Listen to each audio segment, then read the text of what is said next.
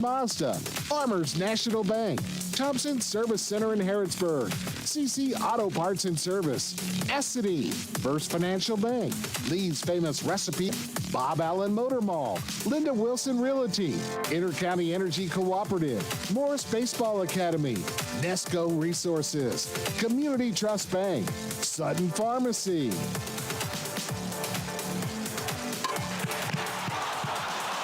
Today's game is a sports presentation of the Hometown Radio Network and heard live around the world on internet-connected devices everywhere at hometownlive.net. On March the 18th, Boyle County began their 2025 season with a 13-1 win over Southwestern. And now 2.5 months later and 34 games later, the Rebels are exactly where they want to be with what they've worked toward the entire season, a 12th Region Championship game berth and a chance to make the state tournament. There's one team that stands in their way, the West Jessamine Colts. Good evening, everyone. Joe Mathis alongside Radio Rick. We're live from Center College for the final time, at least in this area, for a high school baseball broadcast. The winner of tonight's game is heading about 35 miles north to Kentucky Proud Park for the state tournament, which will begin a week from tomorrow, next Thursday. West Jessamine in a familiar spot, the third time in the last 6 years they've been in this 12th Region Championship. For Boyle County, the first time since 2018. The Rebels have essentially been the region's top team for the last month and a half or so of the season, winners of 16 straight at one point. They've won 6 straight since losing their last game to Campbellsville. It's been a little bit of a stranger, rockier road for West Jessamine to get here, but they're here nonetheless in a spot where we essentially expect West Jessamine to be every year in the region championship game. Rick, it should be a fun one tonight where the winners go into Lexington with a region championship underneath their belt. A local familiar name, Blake Perry at the helm, basically. Austin Kearns, another familiar name that played with the Cincinnati Reds. Kind of co-coaches, if you will. Austin brought the lineup out, but Blake went out and hit. That's normally what the main coach does. But, the other coach resigned, two-thirds of the way through the season or something. And ladies and gentlemen, now, they got him here to the regional championship game. So. Yeah. One game away from heading to the state tournament, and you got to win this one. For reference, Boyle County was 6-7 through the first 13 games before they went on that 16-game win streak. West Jessamine was 10-19 through the first 29 games. Right now, they stand at 16-21. Boyle County, West Jessamine, Linda Wilson Realty starting lineups coming up for you in 3 minutes on your home for Boyle County Baseball, Z105. What does it mean to believe in something, to truly support and get behind it, to be committed and invested in making sure it succeeds and grows? At First Financial Bank, we go beyond banking, providing resources for dreams that matter and giving back to projects that make a difference. As our family grows, our commitment to serve the community grows with it. First Financial Bank, because together, we're better. First Financial Bank, member FDIC. Located in Harrodsburg at the corner of College and Childs. Step into Papa's Quick Stop number 7 across from the Boyle County Fairgrounds and discover the enchanting world of Candleberry candles in the huge Candleberry Corner. Refresh your world with an array of fresh cargo scents for your car for just $1.99. Tantalizing tarts, $7.99. Delightful room sprays for $9.50. Small jars are $14.99. Large jars, $25.99. Grand candy jars for $89.99. And a large selection of cookie jars for that special someone at $159.99. Visit Papa's Quick Stop number 7 across the Boyle County Fairgrounds on the bypass for an exhilarating experience like no other. At Thoroughbred Express in Danville, they provide an unparalleled service experience with top-quality car washes every day. They're all about building lasting, trusting relationships with their customers who always come first. That's why they've crafted the perfect car wash experience, one that their customers will enjoy for years to come. Thoroughbred Express offers special membership packages, and just for $10, your first month is covered. Enjoy unlimited washes at a great price. Visit Thoroughbred Express today, located on Houstonville Road, Danville. Are you considering a new home purchase or maybe a remodel? Are you looking for a stable partner you can trust to help you understand your options? This is Jason Tyler. I'm a loan officer at Whitaker Bank in Harrodsburg. As part of your community, I'm here to help you understand the best options for you today and in the future. Give me a call at 859-734-3316 and let me show you what Uniquely Kentucky means. Whitaker Bank is Uniquely Kentucky, member FDIC, and equal housing lender. It's Wednesday, and you know what that means. It's Lee's Famous Recipes 3-piece special day. You get 3 pieces of famous or crispy chicken or famous strips, your choice of 2 sides, and a buttermilk biscuit, all just $8.26, tax included. A savings of almost $2. Catch the Danville special, a piece of their famous fish, chicken strip, a side of your choice, and buttermilk biscuit for one low price. Lee's caters at 859-236-8777. The best value every Wednesday is a 3-piece chicken dinner for only $8.26. Lee's Famous Recipe in Danville on South 4th. Hi, this is Scott Bottoms of Danville Office Equipment. We are your locally owned office equipment company that provides a full line of office supplies, furniture, and printing for your office. We are also an authorized Savin dealer and can equip your office with the latest in multifunction machines to allow you to print, copy, scan, and fax with the most outstanding quality in the market. We support our local high schools and wish each team the best of luck. Visit our store on Main Street in the heart of Danville or online at doe.bz. Danville Office Equipment, 233 West Main Street. Go Rebels. Spring's finally here. Along with the green grass and blooming dogwoods, spring also means thunderstorms and the possibility of power outages. Here's what you should do if a spring storm leaves you without power. Start at home. Check your fuse box or circuit breakers. Then check with your neighbors to see if they have power. If they don't, that's the time to call your electric cooperative and report the outage. We're Kentucky's electric cooperatives, and our power is our people. Intercounty Energy, a Touchstone Energy Cooperative.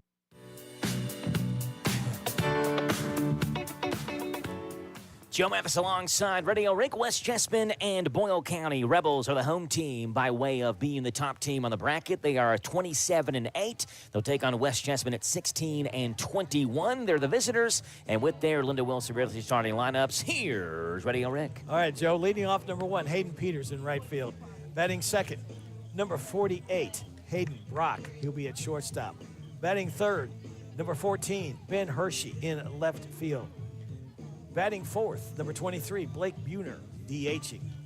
Batting fifth, number 2, Dylan Mulholland at second base. Batting sixth, number 6, Braxton Frankenberger at first base. Batting seventh, number 29, Tyler Giles at third base. Batting eighth, number 3, Kellen DeZicki at catcher.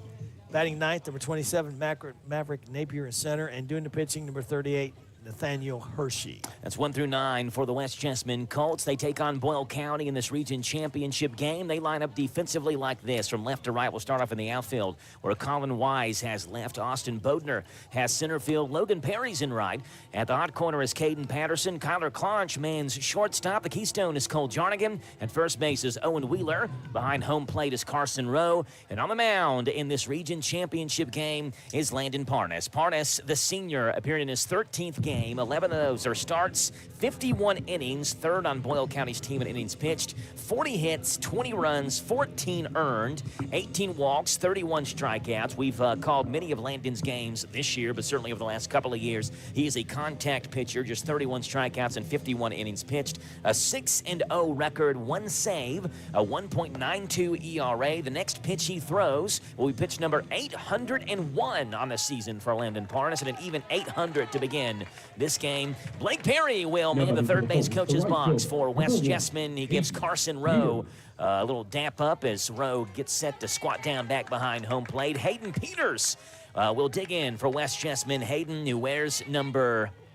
1 in tonight's game. Some different numbers from what we have on West Jessamine's roster. Hayden wears number 1, the senior, at 317, as Landon Parnas looks homeward at Carson Rowe's glove on his right hand. Will kick and deliver first pitch fastball that is just off the inside corner for ball 1. 6 o'clock right on the nose. First pitch time and 74 degrees here from Gary Wright Field, home of the Center College Colonels, and tonight home of the 12th Region Championship. 1 ball and no strikes to Peters. Over the outside corner, called strike. It's 1 ball and 1 strike. Tony Gray has the balls and strikes behind the dish. 4 umpires. You've got Tony Gray behind home plate, 1 on each base as well, first, second, and third. The 1 ball, 1 strike pitch from Parnas on its way. Fastball grounded towards short. Clonch is over. Nice diving play behind second. Throws to first late. Good play by Clonch to keep it on the infield, but Hayden Peters with wheels was able to beat it out, an infield single on the third pitch of the game.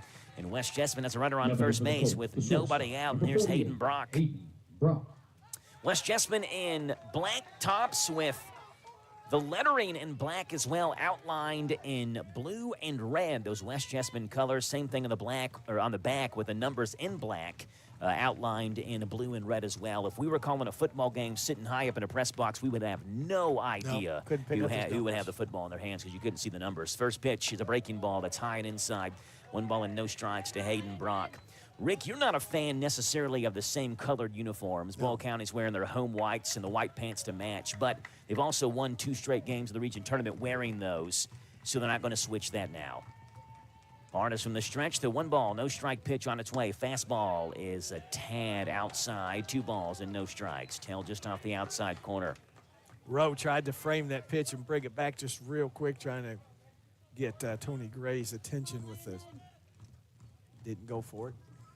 2 balls and no strikes. Parnas looks over at first base where Hayden Peters gets a miniature lead off the bag. Fastball is high and inside. 3 balls and no strikes. We were talking, Rick, last night after Boyle County won with a couple of the assistant coaches, and one of them mentioned Boyle County has every arm available except Kyler Klotch and Caden Patterson. So they feel like they're in a good spot tonight. And, of course, the same thing with West Jessamine as well. They only have 2 pitchers not available in this game tonight. 3-0 as high, ball 4. Not a good start for Boyle. Runners at first and second, and nobody out here in the top of the first for Ben Hershey.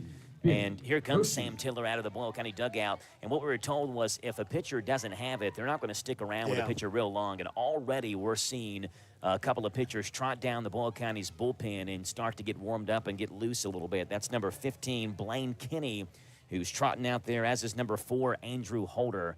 Andrew Holder just jumped right over the fence to even try to go through the gate. So it'll be double barrel action up, is he? there in the Boyle County bullpen as Sam Tiller is out to talk with Landon Parnas. Parnas did pitch in that game back on April the 2nd when West Jessamine beat Boyle County 6-5 in that game back on April 2nd. Boyle County had just 3 hits in that game. It was Parnas who started the game for Boyle, went 4 1/3, 6 hits, 3 earned runs, 2 strikeouts, got a no decision in that game. And so West Jessamine is seeing Parnas for the 2nd time this season, though, again, that was almost 2 months ago, the last time that they saw Landon Parnas in what was, I think, like the 6th or 7th game of the year for the Rebels back on that April 2nd game. Here's the left fielder, Ben Hershey. The left-handed hitting Hershey. He'll square around, show bunt, pulls it back, a breaking ball, clips the outside corner. No balls and 1 strike. Hershey at .320, no home runs, 19 driven in. West Jessamine's had 5 home runs total as a team. They also have the only home run in this 12th region tournament of a guy waiting on deck in Blake Buhner. No balls and 1 strike. Breaking ball, waves over the outside corner. Good location for Parnas. It's no balls and 2 strikes. This has been a weird day as far as weather-wise. It's gotten drizzled some. It was dark, cloudy. We had some dark clouds out here before this game started. Now the sun's out. No balls and 2 strikes. Parnas comes set from the waist. The 0-2 is a fastball, a little bit high and outside of the zone. 1 ball and 2 strikes. Very good crowd on hand here again for tonight's game. And, Rick, you'll be satisfied to know that those individuals sitting in the right field corner, cheapskates, have paid admission to get in here tonight. 1 ball and 2 strikes. Breaking ball is outside for ball 2. Trying to catch it outside corner or get him to go after it. It's Ben Hershey who bats. It's Nathan Hershey who will pitch tonight for West Jessamine. I think most people coming into this game thought it would be Ben who would get the start, but it is Nathan Hershey who will start on the mound for West. 2-2 breaking ball is lifted towards left center field. Bodner's over, and he can't get there. Bounces in front of him, rounding third base and holding as Bodner's throw comes through the cutoff man to the catcher, Carson Rowe. Everybody moves up 90 feet. The bases are full of Colts, and nobody out here in the top of the first for Blake Buhner. He didn't try to do too much. He just went with the pitch, Joe, and just hit it right where the fielders were not. A single, a walk, and a single, and the bases are chock full of Colts with nobody out for Blake Buhner, the junior. He's at .276, 4 home runs, 25 driven in. He's the biggest power threat for the Colts in this lineup. Parnas comes back from the windup. First pitch breaking ball. It's right in there. Called strike. It's 0-1. Third and first are playing on the grass. Shortstop and second base are back at almost at the cut of the grass and dirt. No balls and 1 strike. Bases loaded, nobody out, top of the first in this 12th region championship game. The 0-1 to Buhner. Fastball hit up the middle, and it comes out of Parnas's glove, who will go home for one. On to first, and it's not a double play. Yeah. Wheeler jumped to make the catch from Carson Rowe. Well, Parnas snagged it, nearly caught it on a line. It popped out of his glove. He had enough time to fire it home for out number one. And then Buhner with a chance at a double play at first base. The throw was a little high, and Wheeler's foot came off the bag, and Buhner beat it out. Either way, it's a 1-2 fielder's choice for out number one. Peters is retired at home for the first out.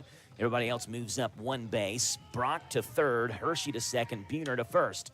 And the first pitch to Milholland is fouled off. No balls and one strike. It'd been interesting if he could have held on. That may have had a double play somewhere, but it's all conjecture. We don't know that. Take the out any way they can get it, and Parnas fires home and gets the easy out. That was a smart play to cut that run off at home. The 0-1 to Milholland. Fastball grounded towards third. Pass Patterson into left field for a base hit. One-run score. Station to station goes Wes Jessman on the RBI single for Dylan Milholland. Brock scores. Ben Hershey to third. Buhner to second. Milholland to first. And it's 1-0 Wes Jessman on the RBI single by Milholland, his 15th run driven in this season. For the Colts, the first baseman, number 6, Braxton Frankenberger. And that'll bring up the freshman Braxton Frankenberger, the Wes Jessman first baseman lefty who bats with a slightly closed stance and waves a green bat over his blue helmet. First pitch to Frankenberger's a fastball that's a little bit high for ball one. Adam Blair is looking down at the bullpen right now, and I'm sure those players can't get warmed up fast enough for him.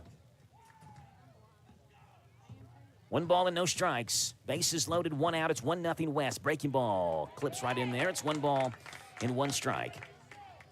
April the 2nd, West Jessman beat Boyle County 6-5, a game that was played at Boyle County that saw the Rebels score 5 runs in the bottom of the first. West Jessman trailed 5-0 going into the top half of the 5th, where they scored all 6 of their runs in the top of the 5th inning. So Boyle scored all 5 in the bottom of the first. West Jessman scored all 6 in the top of the 5th. He ended up winning that game 6-5.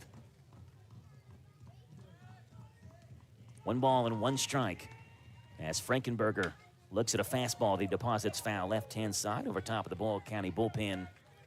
And it's 1 ball and 2 strikes. Yeah, I haven't been able to make my mind up, Rick, whether I need my sunglasses on or not this game. I guess I need to put them back on now. Looked like it was about to start raining 20 minutes ago. Yeah, they got dark clouds out here. 1-2 breaking ball is high. 2 balls and 2 strikes. Good breaking ball is too high. Landon Parnas, the senior, tosses that ball up in his right hand and gets settled back on top of the mound. It's 1-0 West Jessman. Colts have already worked 3 hits in this top of the first. 2-2 breaking ball is low and outside. And now Parnas has got to throw a strike. It's a full count 3-2 to Braxton Frankenberger. I think bullpen's ready if they need it. They've been throwing for about 10 minutes. Full count 3-2 on its way. Parnas kicks, delivers, fastball, chopped towards third, high off the turf. Patterson leaps, comes home. They get the force out at home. They got tagging. And for out number 2, Rowe applies the tag, but as Rick said, it is a force out. Good play by Caden Patterson. A 5-2 fielder's choice. And Hershey's cut down at home. To third base goes Buhner. Second base goes Milholland. Frankenberger goes to first. And the 2-out batter now is Tyler Giles. That was a great play by Patterson. He had to wait for that ball to come down. He had nothing to do, and then he had the presence of mind again. Hopefully somebody's yelling from home to throw it. You don't have time to think before you let go of it. The junior Tyler Giles. First pitch. It's a fastball, swung on and missed. It's 0-1. Giles in 53 at-bats this year has just 4 hits. They're all singles. An .075 hitter is Tyler Giles. Bases loaded, big spot here. Parnas trying to work around danger. The 0-1 on its way. Fastball, swing and a miss. Ramped it by Giles, and now he's ahead. No balls and 2 strikes with the catcher, Kellen Zeke, waiting on deck for the Colts. Well, if they could wiggle out of this, it's just one run given up after the bases loaded, nobody out. 0-2, fastball, swing and a miss. Giles down on strikes. The bases are left loaded. 1 run on 3 hits, no errors, and 3 left on. West Jessman scores 1. The Rebels are coming up on the Hometown Radio Network. Are you considering starting a business or expanding your existing business? Are you looking for a stable partner you can trust to help you understand your options? This is Ricky Peterson. I'm a loan officer at Whitaker Bank at the Danville Main Street office. As a part of your community, I'm here to help you understand the best options for you today and in the future. Give me a call at 859-236-9800. 9822. Let me show you what Uniquely Kentucky means. Whitaker Bank, Uniquely Kentucky, member FDIC, and equal housing lender. You gotta go with Graceland. Graceland Air, a local HVAC company, offers a wide range of services and provides each customer with an effective and long-term solution in both heating and air conditioning repair. They're committed to excellence in every aspect, exceptional quality of service, high standard of integrity. You are the basis of their business, and they service all brands. Go online to graceland-ky.com for more information. You gotta go with Graceland. Graceland Air.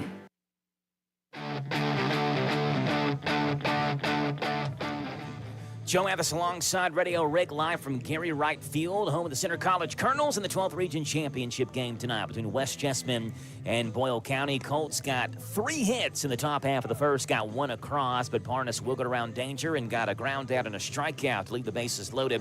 And now we get to the bottom half of the first, where Kyler Klotch, Austin Bodner, and Logan Perry are due up for the Rebels.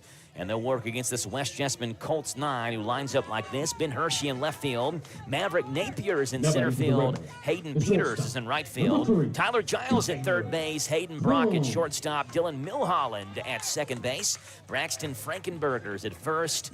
Kellen DeZeki is behind home plate on the mound tonight. For West Jessamine is Nathan Hershey, the senior, who's thrown 20 2/3, 26 strikeouts, a 1.69 ERA for Hershey, the right-handed throwing senior, who kicks and delivers a fastball to Klotch, who's on it and fouls it off back behind home plate. Snowballs in 1 strike to the 45th District Player of the Year, Kyler Klotch, and Boyle County's leading hitter at .435. He's hit 4 home runs, 19 driven in. He also leads the Rebels in stolen bases with 21 of them this year. Blake Perry's giving the pitches signaling him in. The 0-1 is high and outside, 1 ball and 1 strike. He's hiding behind somebody. He's giving the signs, sending it in. They've got the pitch com. 1 ball and 1 strike to Klotch. That one's low. 2 ball. Sorry, it's called strike. Whoa. Thought that one was Where in the was turf. that? Yeah, I thought that was low. 1 ball and 2 strikes to Kyler Klotch.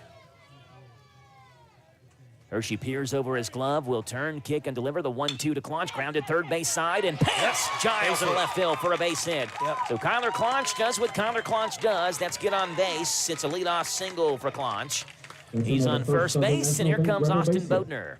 That'd have been a tough play for Giles to come up with that. That'd have been, I don't know if he could have got him because that was going to short hop the way he was trying to pick it up. Number 2. Rebels didn't get their first hit in last night's game to the 5th inning. They get it here on the 4th pitch in the bottom half of the first. So Klotch is on first. Small ball coming up. And here comes Austin Bodner. We'll see if small ball is employed by Adam Blair in that third base coach's box. Throw over to first base, and Klotch with a head first dive is back in time. Sometimes they do that just to see if the batter will tip off what he was going to do. He had shown no indication of laying one down there.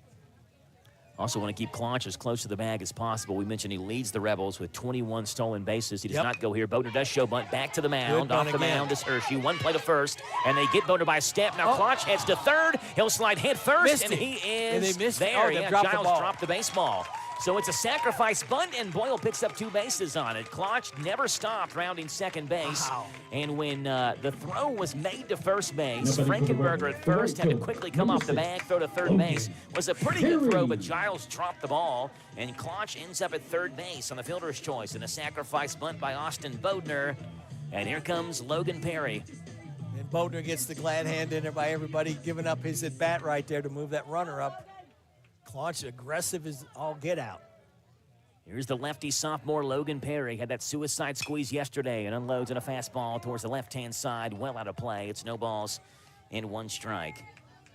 Logan, of course, one of the great storylines of this game is Logan's uncle Blake is one of the acting coaches for West Jessamine baseball right now. So you got uncle versus nephew going at it in this region championship game. The 0-1 to Logan is low. 1 ball and 1 strike. I was texting with Blake this morning, and Logan's dad is Bryce, and I was talking with Blake and said, are your parents going to show up in a half West Jessamine, a half Boyle baseball uniform? 1 ball and 1 strike to Logan. That one's low, 2-1. And he said, no, they're probably going to have on Boyle County stuff because Bryce is the favorite brother. Here's Logan batting right now with that tying run to third base and 1 out. A 2-1 count from Nathan Hershey with Claunch on third. That one's inside and a little bit low as well. Hitters count 3-1 now to Logan Perry, who we mentioned yesterday. Every time the radio station broadcasts, Logan seems to do something phenomenal. A .667 on base percentage in radio broadcast this year for Logan Perry. 3-1. It's grounded up the middle, right back, though, to the mound, where it's fielded by Hershey, who goes over to first base in time for out number 2, and Claunch cannot advance. So a 3-1 pitch. Perry got one he liked, grounded right back to the pitcher. If that got by pitcher Hershey and that got the second baseman, Claunch would have scored. There's no way he would have thrown him out. And Ethan Milburn bats now with 2 outs and runner on third base. It was 1-0 in that Monday morning game versus Wayne County after Claunch doubled in a run when Ethan Milburn unleashed a 2-run double of his own to play 2 more and make it 3-0 Boyle County. Second baseman's in the grass of the outfield. Yeah, the righty swinging Ethan Milburn. First pitch is fouled off the screen. Back behind home plate. It's 0-1. Well, if he could get one going towards second base there, as deep as he's playing. 264, 2 home runs, 18 driven in for Ethan Milburn. That's the deepest I think I've seen a second baseman play this year, in the grass.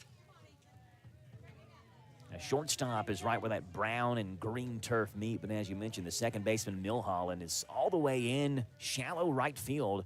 0-1 breaking ball is outside. It's 1 ball and 1 strike. Adam Blair, head coach of the Rebels, his 5th year as Boyle County head coach, his 10th year overall as a high school coach, 5 years at Washington County as alma mater, and now 5 years at Boyle County. The 1-1 to Milburn, check swing and a breaking ball. Did he go around? He did. Couldn't hold up, and now Milburn's down to the count, 1 ball and 2 strikes. 208 total wins in Coach Adam Blair's career. Won his 200th game earlier this season, beating his alma mater, Washington County, in that game. They could have laid one down to second base, man. There's no way they'd get him. 1-2 is low, 2 balls and 2 strikes. Tonight, the 30th all-time matchup between West Jessamine and Boyle County since 2000. West Jessamine does have a hefty series lead in the first 29 head-to-head matchups.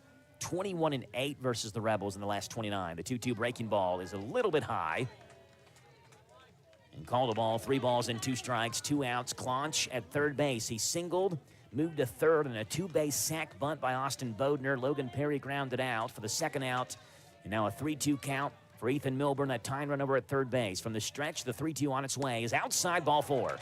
Way to walk. He worked that walk. Runners in the corners and 2 outs for Carson Rowe. Now the decision by West Jessamine, do they throw down if you get Milburn taken off, or they just throw it and the pitcher cuts it off? Milburn stolen 6 bases in 7 attempts this year. Carson Rowe, who we joked yesterday, wins the award for dirtiest pants. Pants aren't much cleaner today. Boyle County catcher has been a mainstay in the backstop for a long time for the Rebels. Off of first base is Milburn. He does not go. First pitch to Rowe is low. Squeezes just through the mitt of the catcher, Deziki, behind home plate, but he keeps it close enough in front of him. 1 ball and no strikes. Winner of tonight's game is heading to Lexington. We'll play the 16th region winner on Thursday, June the 5th, a week from tomorrow. The 16th region semifinals are going on tonight. The finals are tomorrow. The 1-0 popped up in the infield. It's playable right-hand side, foul territory. Someone's got to call it for West Jessamine. The pitcher finally does. Oh, wow, Hershey, nice play. Yeah. Wow. Hershey and the catcher, Deziki, looked at each other. I think he lost it. The catcher lost it. They looked at each other as if the other one thought the other one was going to take the role and make the catch, and it's Hershey who finally does off the mound for out number 3. Rebels get the leadoff men on. They get runners on the corners and 2 outs, but they leave them on. No runs, 1 hit, no errors, and 2 left on. We're through 1. It's West Jessamine 1, Boyle County nothing on the Thompson Service Center scoreboard on Z105. Hi, JB here. Join me this Thursday as I broadcast live on Z105 from Danville Bike and Footwear. Your chance to win a bike valued at over $600, plus amusement park tickets. There's great door prizes throughout the day, plus free burgers, hot dogs, and Pepsi products. See you Thursday, 3 to 6 p.m. from Danville Bike and Footwear on Z105. Hello, I'm Rob Cottle of Farmers National Bank. Thank you to the teachers and coaches who help make our local schools and community strong. In the past 5 years, Farmers National Bank has donated more than $250,000 to local schools and education. Farmers National Bank, your lifetime bank, member FDIC.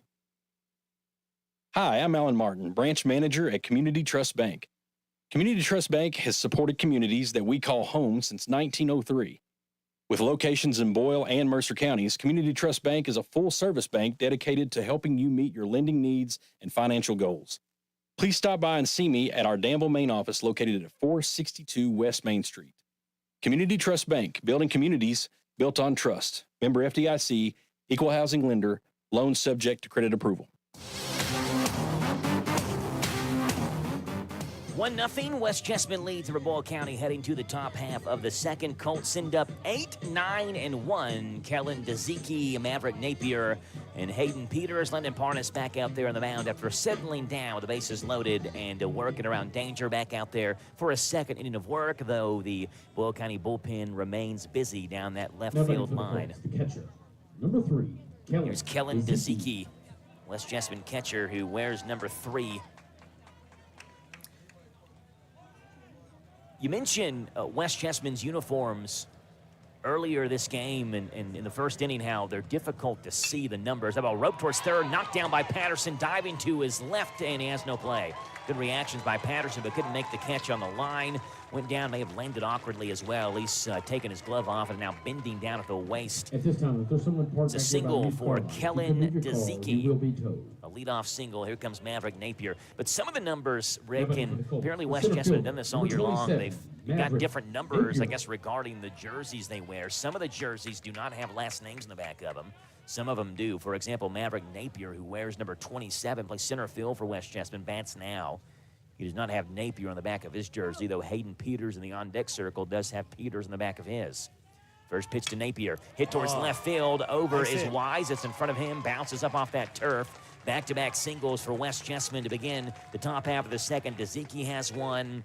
Napier has one. Runners at first and second and nobody out. And here comes the top of the West Chessman order. And Hayden Peters. Activity in the Boyle County bullpen again. It's Blaine Kinney and Andrew Holder who continue to warm up down there for the Rebels.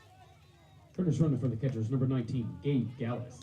A courtesy runner there at first base at second base for Dezicki. That's number 19, Gabriel Gallus. First pitch to Peters, squares around, shows bunt, breaking ball misses inside for ball 1. West Chessman at 16-21, time is called by Tony Gray. Did a ball come on the field? Yeah, Blake Perry threw it back to the bullpen to threw it over the fence.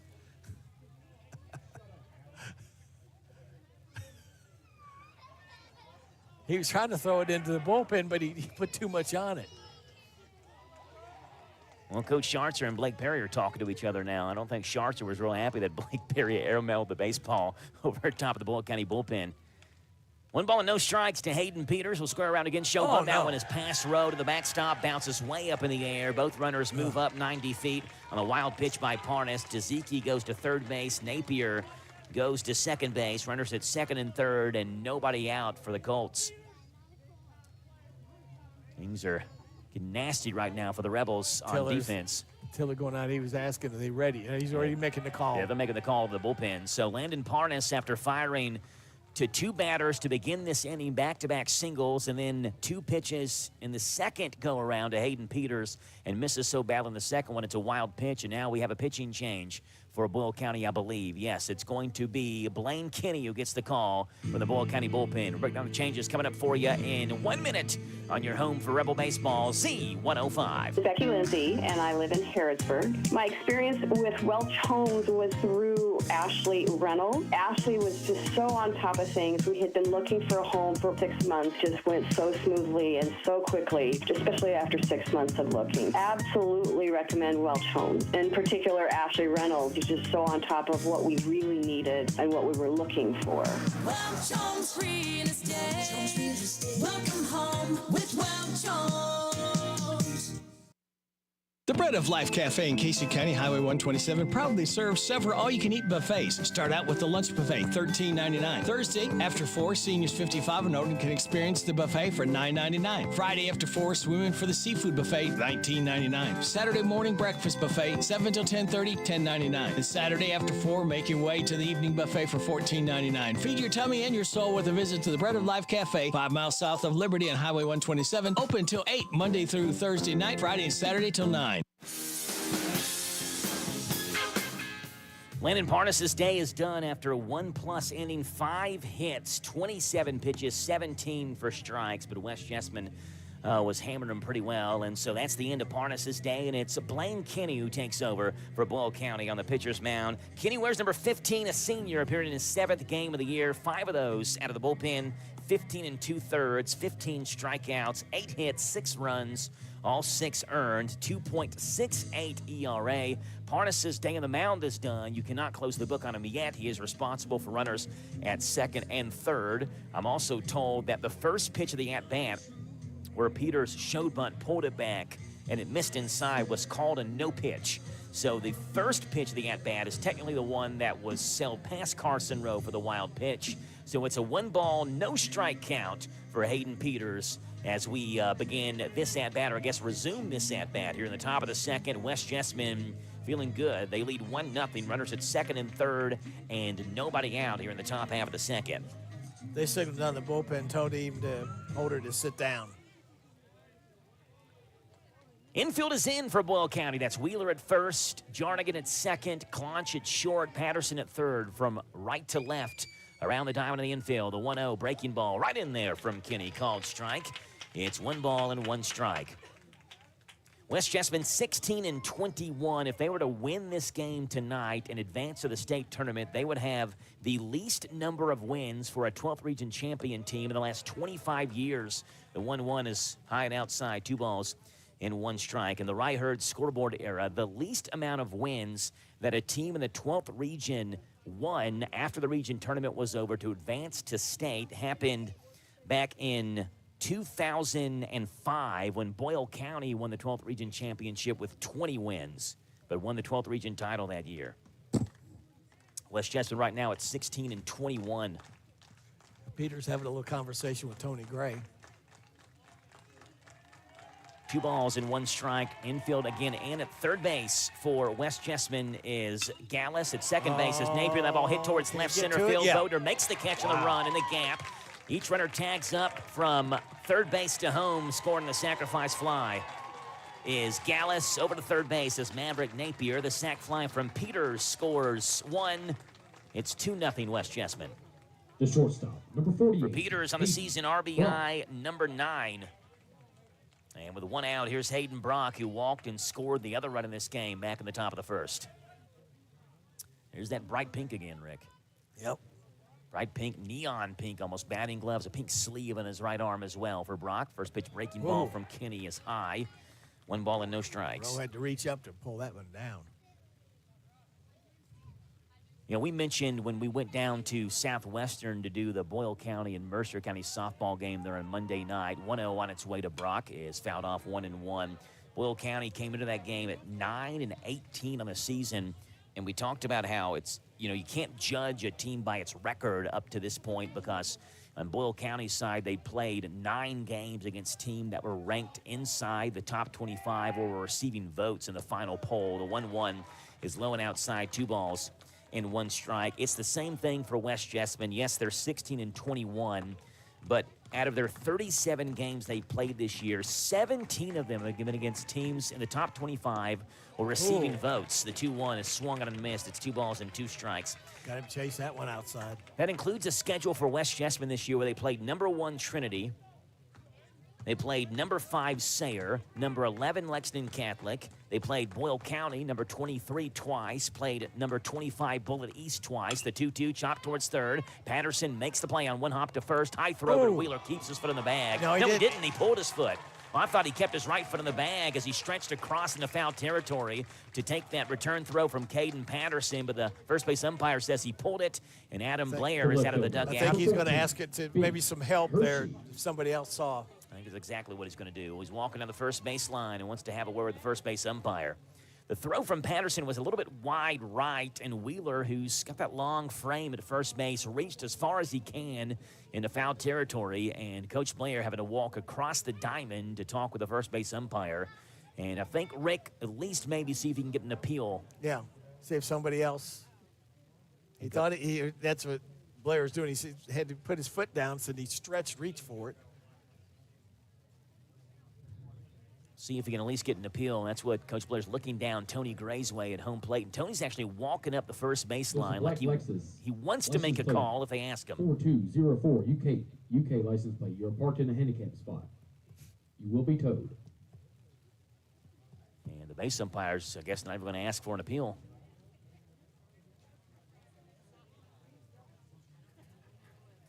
Okay. He's going to talk to Tony, too. I have to ask him. Usually when you ask an umpire for an appeal, they're going to give you the appeal, at least to ask. Especially in a game like this. I mean, everything's on the line here to go to the state. So runners in the corners and one out. We'll give Hayden Brock an infield single on that one, and a tough play for Caden Patterson. Here's Ben Hershey. Hershey single back in the first. And now Carson Rowe is up and gives the defensive signals for the Boyle County defense. So the runner takes off. Are they going to throw through? Are the pitcher going to cut it off? At third base is Napier. First is Brock. It's 2-0 West Jessamine. Here's Ben Hershey. First pitch, runner goes. Fastball is a called strike. There's no throw from Carson Rowe. And Hayden Brock slides in feet first with a stolen base. For Brock in the season, it's his 15th swipe. Leads West Jessamine in that category. No balls and one strike to Hershey. The 0-1 from Kinney is lifted towards right field, playable for Logan Perry, who backs up about 6 or 7 steps, makes the catch. Tagging from third base is Napier. The throw is cut off by Wheeler. It's a sacrifice fly. It's 3-0 West Jessamine.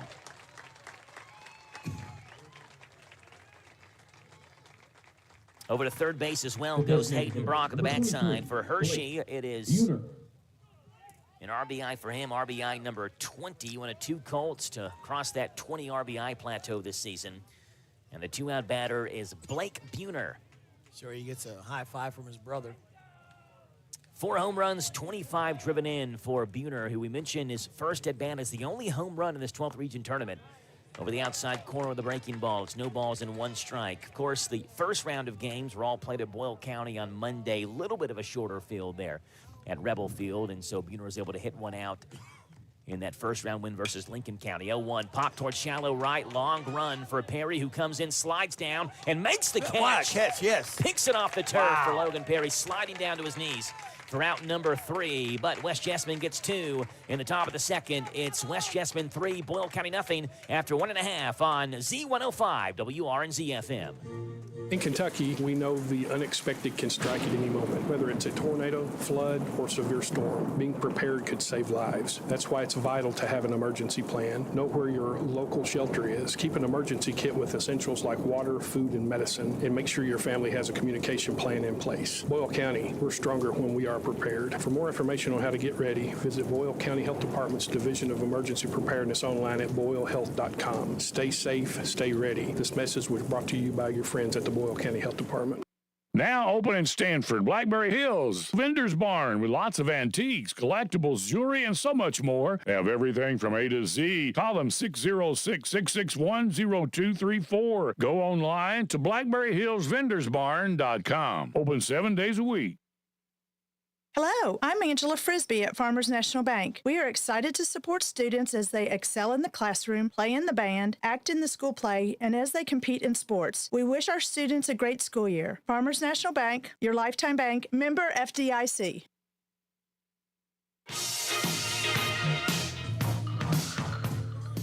West Jessamine 3, Boyle County nothing, bottom half of the second. Rebels send up Owen Wheeler, Cole Jarnigan, and Caden Patterson. 6, 7, and 8 in the bottom half of the second with a 3-0 West Jessamine lead. Here's Owen Wheeler. Wheeler, the sophomore, 278, no home runs, 6 driven in. Boyle County got a runner at third with 1 out last inning. Runners in the corners with 2 outs and couldn't get one to plate. And Owen Wheeler trying to start off the second the same way the first started for the Rebels with a single. Kyler Clark led off this game with a single, and Wheeler takes a fastball over the outside corner, called strike. It's no balls and 1 strike. The turn, the kick, the delivery, the 0-1 to Wheeler. Roped up the middle base hit.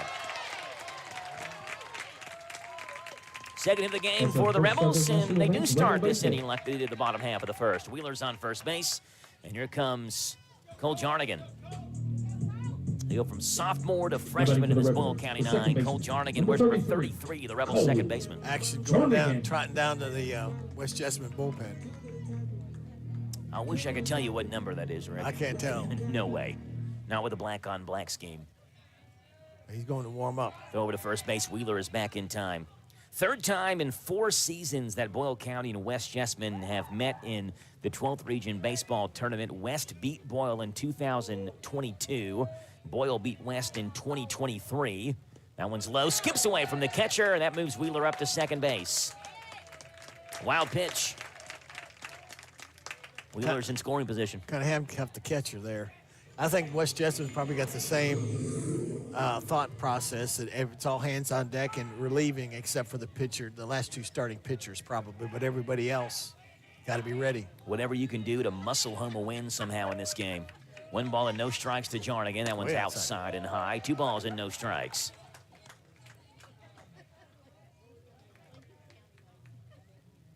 This is the 12th Region Baseball Championship game. The 12th Region Softball Semifinals going on tomorrow night at Southwestern. The games last night were rained out, pushed to tomorrow night. Time called. Jarnigan will step out.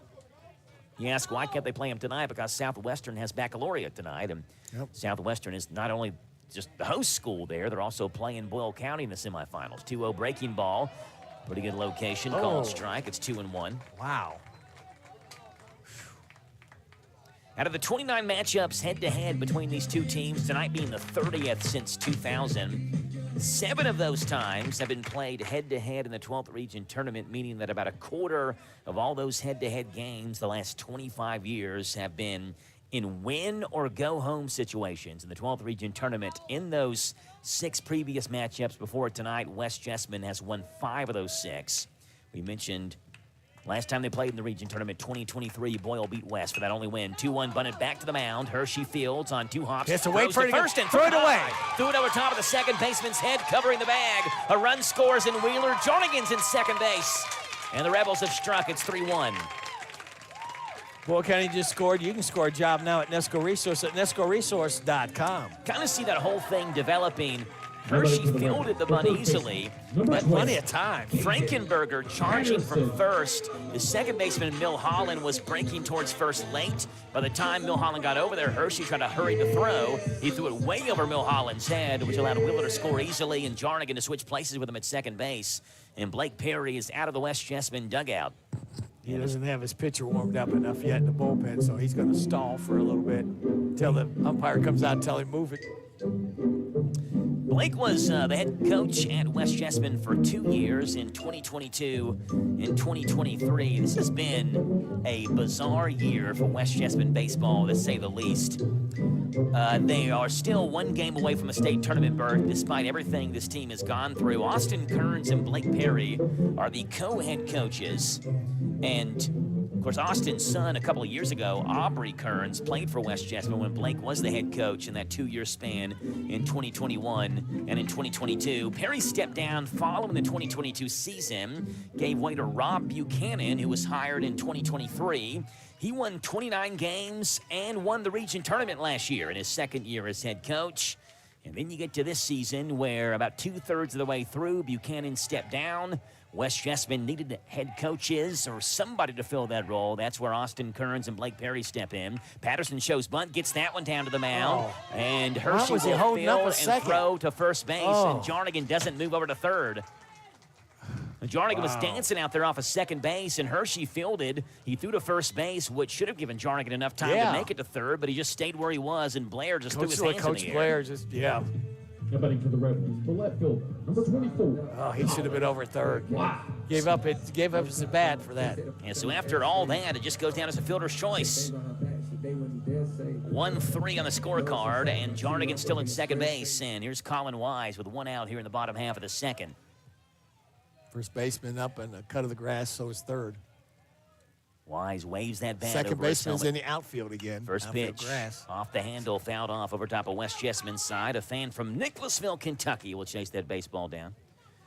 They got the NK hat on? Yes. NKY, but it wasn't Northern Kentucky colors. It was West Jessamine colors. No balls and 1 strike. Hershey from the stretch Looks homeward at his catcher, Taziki, and delivers the 0-1. Lifted towards center field. In the tracks of it is Maverick Napier. Reaches up, makes the catch. Jarnigan will tag up now and head towards third base with a feet-first slide into third. That would have scored him right there. He gone on that sacrifice. Exactly right, yeah. Had he gone on the last sack bunt, it's a 3-2 game, but instead Jarnigan stands at third base. A fly ball by Colin Wise is tracked down by Napier. And now the top of the order, and Boyle County and Kyler Clonch will dig in. Clonch singled his last at bat. He's 1 for 1. Single here will do the job as well and will play Jarnigan from third. Hershey from the stretch as he eyes Dezeki and comes set looking at third base. Jarnigan gets a lead. First pitch to Clonch. Hammered. Right Base hit. side. It's down in the corner. Jarnigan will score. Clonch around first base. He trucks towards second. It's an RBI double. That's another First Southern National Bank Rebel base hit. Boyle County just scored. You can score a job now at Nesco Resources at nescoresource.com. 52nd hit of the season for Kyler Clonch. He's on second base and still work to be done for the Rebels. Here comes Austin Bodner. The relief pitcher came running into the dugout, so either he's warmed up enough or they thought they were going to get out of this inning. For Kyler, it is his 8th double of the year, his 20th run driven in, and the Rebels have cut it down to 1. It's 3-2. And with Clonch dancing off second base, here's Bodner. First pitch breaking ball is a little bit outside and high for ball 1. Bodner laid down a sacrifice bunt his last at bat when Clonch was on first. Clonch moved to third on that sac bunt, but was left there after a ground out and a pop out. Huge hole between second and first. The 1-0 to Bodner. Swing and a miss. Swung over top of a fastball. It's 1 ball and 1 strike. Boyle County's won 4 straight district championships. They got here by beating Garrett in the district semifinals. Needed to do it in comeback fashion. Then easily dispatched, scoring 14 unanswered runs against Lincoln County to 10-run rule them in the district championship. Beat Wayne County 3-1 Monday. Beat Somerset 2-1 last night. The 1-1 breaking ball. Swung and missed on one that would have been ball 2 instead of strike 2. Had him chasing. 1 ball and 2 strikes, 2 outs. It's 3-2. West Jessamine over Boyle County. Clonch out there at second base. Bodner digs back in that left-handed box. The senior, the Thomas More football commit, 326 average, 4 home runs, 25 driven in, leads the Rebels in the RBI category. He would love to bring in RBI number 26 here and tie this game up with Clonch at second. Brock snuck in behind him, the shortstop. Phenomenal crowd here on hand to catch this final region game of this 2025 season. Throw back to second base, and back in time is Clonch. Brock did a good job to get to that ball. Got to go into center field. We got fans lined up, standing behind Boyle County's dugout. It doesn't look like there's any more seats down below us. Look at the contingent way up there, too. That's all field, up to right field hill. 1-2 to Bodner is lifted towards right field, a half a mile. He's had trouble seeing it. Over is the right fielder, Peters, who reaches up and makes the catch for out number 3. Peters looked uncertain at first, but found the baseball, but the Rebels scored 2 on an RBI double by Kyler Clonch, and an RBI ground out as well by Cole Jarnigan. It is 3-2 after 2, West by 1 on the Thompson Service Center scoreboard on Z105. At Stuart Powell Ford Mazda, we are proud to be your hometown dealer for many reasons. Selection, service, convenient location, and our people. Your friends, family, and neighbors. Since 1949 at Stuart Powell, we make it easy. Stuart Powell Ford Mazda. Visit us on the bypass in Danville or online at stuartpowell.com.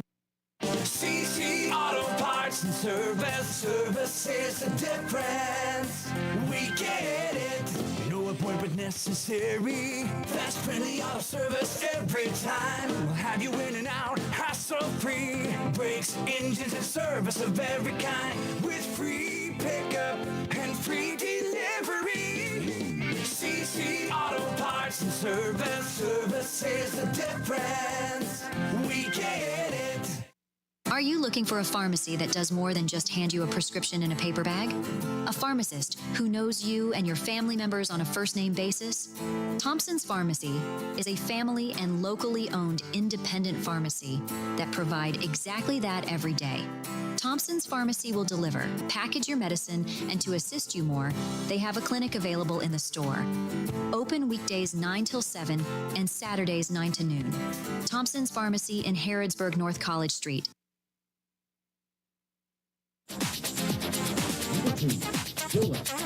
Top of the third, it's Boyle County trailing West Jessamine 3-2, and this is where the Rebels won a shutdown inning from Blaine Kinney. Just got 2 runs, get 3 quick outs, and got the momentum back. See if the bats can get to swinging again. First pitch to Milholland is grounded. Third base side, turns on the blinker, rolls foul. Caden Patterson fields it in foul territory.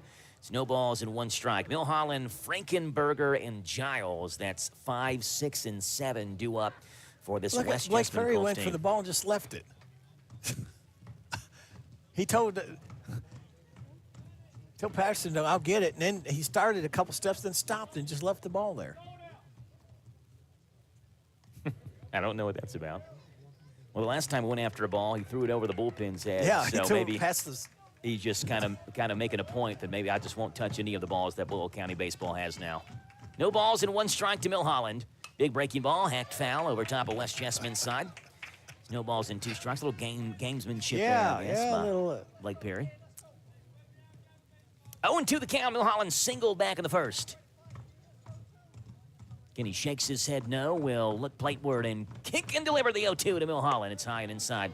1 ball and 2 strikes. This has been about as good a 12th region baseball tournament we've seen in quite some time. It's really reminiscent of the 12th region basketball tournament that we had a couple months ago when nearly every game seemingly was decided by 1 possession. The 1-2 is low and outside. 2 balls and 2 strikes. 6 games have been played in this 12th region tournament so far this year by a total of 11 runs. Not a single team has scored double digits in a 12th region tournament game yet. The 2-2 on its way. Fastball is outside. Ball 3. Milholland thought about it and then held the swing back. If it stays that way, if neither Boyle or West scores double digits in this game tonight, it'll be the first region tournament in 11 years to not have a single team score at least 1 double-digit run game. 3-2 chopped up the middle. Klotz ranges to his left field, behind the bag, throws to first base in time for out number 1. Klotz had to run a half a mile to get to that baseball, bouncing and continuing his momentum back behind the bag and threw on the run. And he had to wait to make sure that it was an accurate throw, because to get him, he's going to have to fire it. And he did. Threw a seed. 1 out batter is Braxton Frankenberger, the lefty freshman who grounded into a fielder's choice his last at-bat. Blaine Kinney delivers the first pitch to Frankenberger. Check swing, he went around easily. No balls and 1 strike.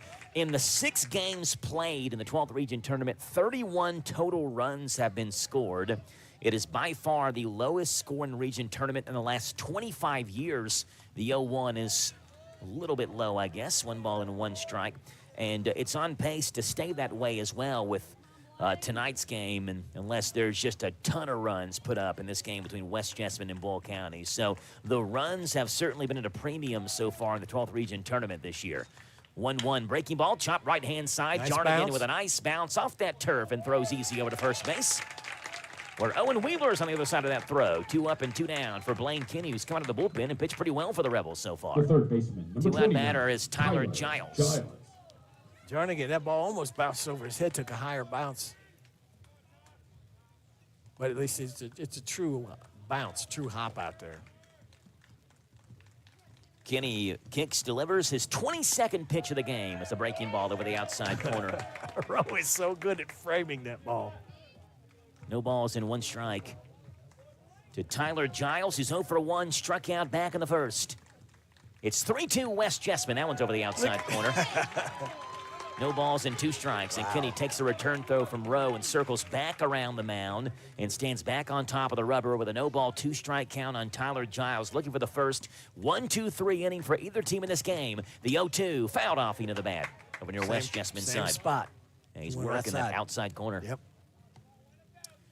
Count stays 0-2. Boyle and West have both put their pitching on display in this region tournament, and almost identical numbers between the 2 teams in the first 2 games. of this 12th region tournament. No balls and 2 strikes Outside. to Giles. Fastball is high. 1 ball and 2 strikes. In 2 wins for Boyle County in this region tournament, 14 innings pitched between 2 pitchers, 5 hits, 1 earned run, 5 walks, and 26 strikeouts. 1 ball and 2 strikes on its way. Breaking ball fouled off again. For West Jessamine, 14 innings pitched, 5 hits, 1 earned run, 6 walks, 26 strikeouts. The only difference is that West Jessamine has walked 1 more batter than Boyle County has in the first 14 innings of this region tournament. Both have a 0.50 ERA. Fastball fouled off again. Good hack by Giles. Staying alive. Count stays 1-2. Catcher's getting a good workout. It's 3 times in a row he's had to run over and grab the ball. We saw Caden Patterson Monday morning put up a 15 strikeout masterpiece against Wayne County. And then an equally impressive complete game 11 strikeout gem by Kyler Klotch last night for the Rebels in that win over Somerset.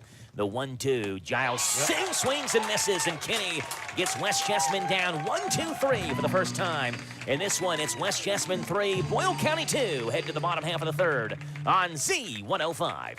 Mike Gay here. Everyone at SD is cheering for our local high school teams this season. We're proud to be a sponsor and are rooting for your success both athletically and professionally. Good luck. Have a great season. And from SD in Harrodsburg and Danville, we're behind you all the way. For more information about our commitment to making the world a healthier, more hygienic place and learn more about our job opportunities, visit sd.com/careers. That's ESSITY.com/careers. sd.com/careers.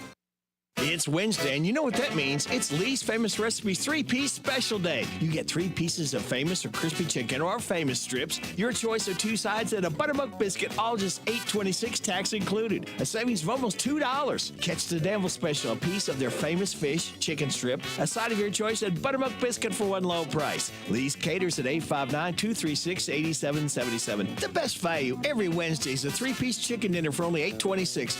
Lee's Famous Recipe in Danville on South 4th. Nathaniel Hershey's day is done on the pitcher's mound, and he gives way to Jordan Head, the sophomore, who wears number 4. Jordan on the season, 17 innings pitched, 8 hits, 8 walks, 26 strikeouts in 17 innings, a 2.06 ERA, as the Allman Brothers Band plays over the speakers here at Gary Wright Field. He'll work against Logan Perry, Ethan Milburn, and Carson Rowe, 3, 4, and 5 in this Boyle County 9. West Jessamine 3, Rebels 2. What are you laughing about? Jordan Head, they got him listed 4 feet even. He's a little taller than 4 feet. Number 6, Logan. 4 feet 0 inches. Yeah, he's a little bit taller than that. Yeah, he's a little taller than 4 feet. In fact, he's looks a couple of inches taller than the catcher, Dezeki. Well, they got Dezeki listed at. It's so hard to find players on West Jessamine's roster because they have 1,000 of them on their team, it looks like. They got Dezeki at 5'5". Well, we know that Head's probably at least 5'7" or 5'8". He got a couple heads on top of him. Yeah. First pitch to Logan Perry is a fastball. That's low. 1 ball and no strikes. Got a blue glove. 1 ball and no strikes to Logan Perry, who grounded out back to the pitcher back in the first. The 1-0 is a little bit low and outside. 2 balls and no strikes. After Perry made that sliding grab a couple of innings ago, Rick, that robbed West Jessamine of what would have been a couple of more runs as he was jogging back towards the dugout. Blake Perry, his uncle, the head coach at West Jessamine, grounded first base side and right to the first baseman, Frankenberger, in a couple of hops, who takes it the bag himself for out number 1. But as Logan was jogging back, Blake said something to him, I think like, hey, good play or whatever. Logan didn't even acknowledge his uncle as he jogged back to Boyle County's dugout. 1 out batter's Ethan Milburn. Ethan walked back in the first. Calls him Uncle B. I don't know if that's true or not. It sounds better than Uncle P. Yeah. Here's Ethan Milburn. Big designated hitter, can play a little second base for the Rebels as well. First pitch to Milburn is high and outside with a fastball from Head. 1 ball and no strikes. Games between these two teams are typically tight when West and Boyle County play. Of the previous 29 head-to-head, only 2 of them have been 10-run roll wins. Swing and a miss by Milburn, 1 ball and 1 strike. Both of those were West Jessamine winning over Boyle County by 10 runs. Only one of the previous 29 before tonight's game have gone into extra innings when Boyle beat West Jessamine 2-1 in 8 innings in the 2019 season. Breaking ball, wow. 1-1 and a curveball. Milburn's nowhere near that one. It's 1 ball and 2 strikes. So when Boyle and West play, you can usually expect a pretty good one. Got a good one here. Bottom half of the third, it's West Jessamine 3, Boyle County 2. The 1-2 to Ethan Milburn from Jordan Head fouled off. Right off the end of the bat. Yeah, way out in front of it, off the end of the bat. Count stays 1-2. West got 1 in the first, 2 in the second. Probably could add a couple of more, if not for that sliding grab by Logan Perry we just mentioned. Boyle County got 2 in the bottom half of the second. Did leave runners on the corners in the bottom half of the first. Milburn 264, a couple of long balls, 18 driven in, 1-2. Swing and a miss. Boy, that ball, breaking ball again. Strikeout number 1 for Jordan Head, out number 2 for West Jessamine. Here's Carson Rowe. The catcher, number 38, Carson Rowe. It's 3:13 to left here at Center College. It is 395 to dead center, 328 to straightaway right. We mentioned and talked about this a little bit in the game yesterday. We were talking with the Center College head coach, Drew Breezy, yesterday. He was the one who kind of let us in and guided us through the press box and all that yesterday. First pitch to Rowe is popped up, right-hand side, foul territory, over his head, over his Deziki. Head reaches up and drops off his glove right near the fence of the dugout, and Carson Rowe has a second chance. It goes down as a strike. It's 0-1.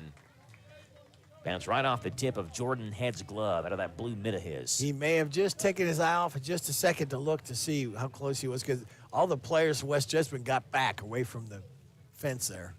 No balls in 1 strike. When they built this field, the initial plans had home plate further back near the backstop, and Coach Breezy wanted there to be more room in foul territory because the last field they had, he said, there just wasn't a whole lot of room back behind home plate. And so when they built it, they couldn't move left field any further back. 0-1 breaking ball, chopped third base side, and on the wrong side of the base for West Jessamine's defense at least. Snowballs and 2 strikes. So to compensate for the shorter left field at 313, they built about a 20-foot tall fence. It drops down about 8 feet the rest of the way from left center field all the way around to right field. So about 12 feet for most of the field, that 12-foot high fence, and then 20 feet in left field where it's 313 down the line. The 0-2 is a little bit low, 1 ball and 2 strikes. Natives didn't like that call. Blake Perry's purposely, he's standing behind. He's got somebody blocking. So if Boyle County's trying to catch his pitches, he's hiding back there. 1-2 to Rowe is high. Ooh. 2 balls and 2 strikes. Good eye. There's a great crowd on hand. I see a couple of free seats in front of me. Lincoln County's head coach, Trent Shoemade, has 2 seats free to his left if somebody wants to grab those. 2-2 to Rowe is hit towards left field. Way in the air. Way in the air, but very playable for West Jessamine's Ben Hershey, who makes the catch with his sunglasses gleaming for out number 3. So the first 1-2-3 inning is followed by the second 1-2-3 inning. We're through 3. It's West Jessamine 3, Boyle County 2 on the Thompson Service Center scoreboard on Z105. Hello, I'm Blake Mason, Farmers National Bank. As your lifetime bank, we have a proud history of supporting our local schools and student athletes. Have a wonderful school year and all the best to local teams. Farmers National Bank, your lifetime bank, member FDIC.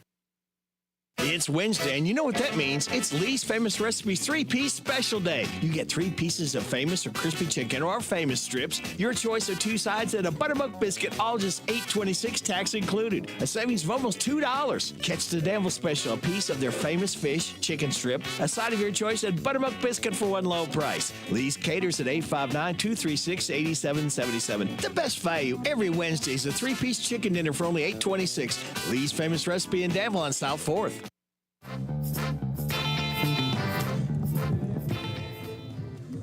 West Jessamine 3, Boyle County 2. It remains Blaine Kinney on the bump for the Rebels as he'll get Deziki, Napier, and Peters 8, 9, and 1 in the top half of the 4th.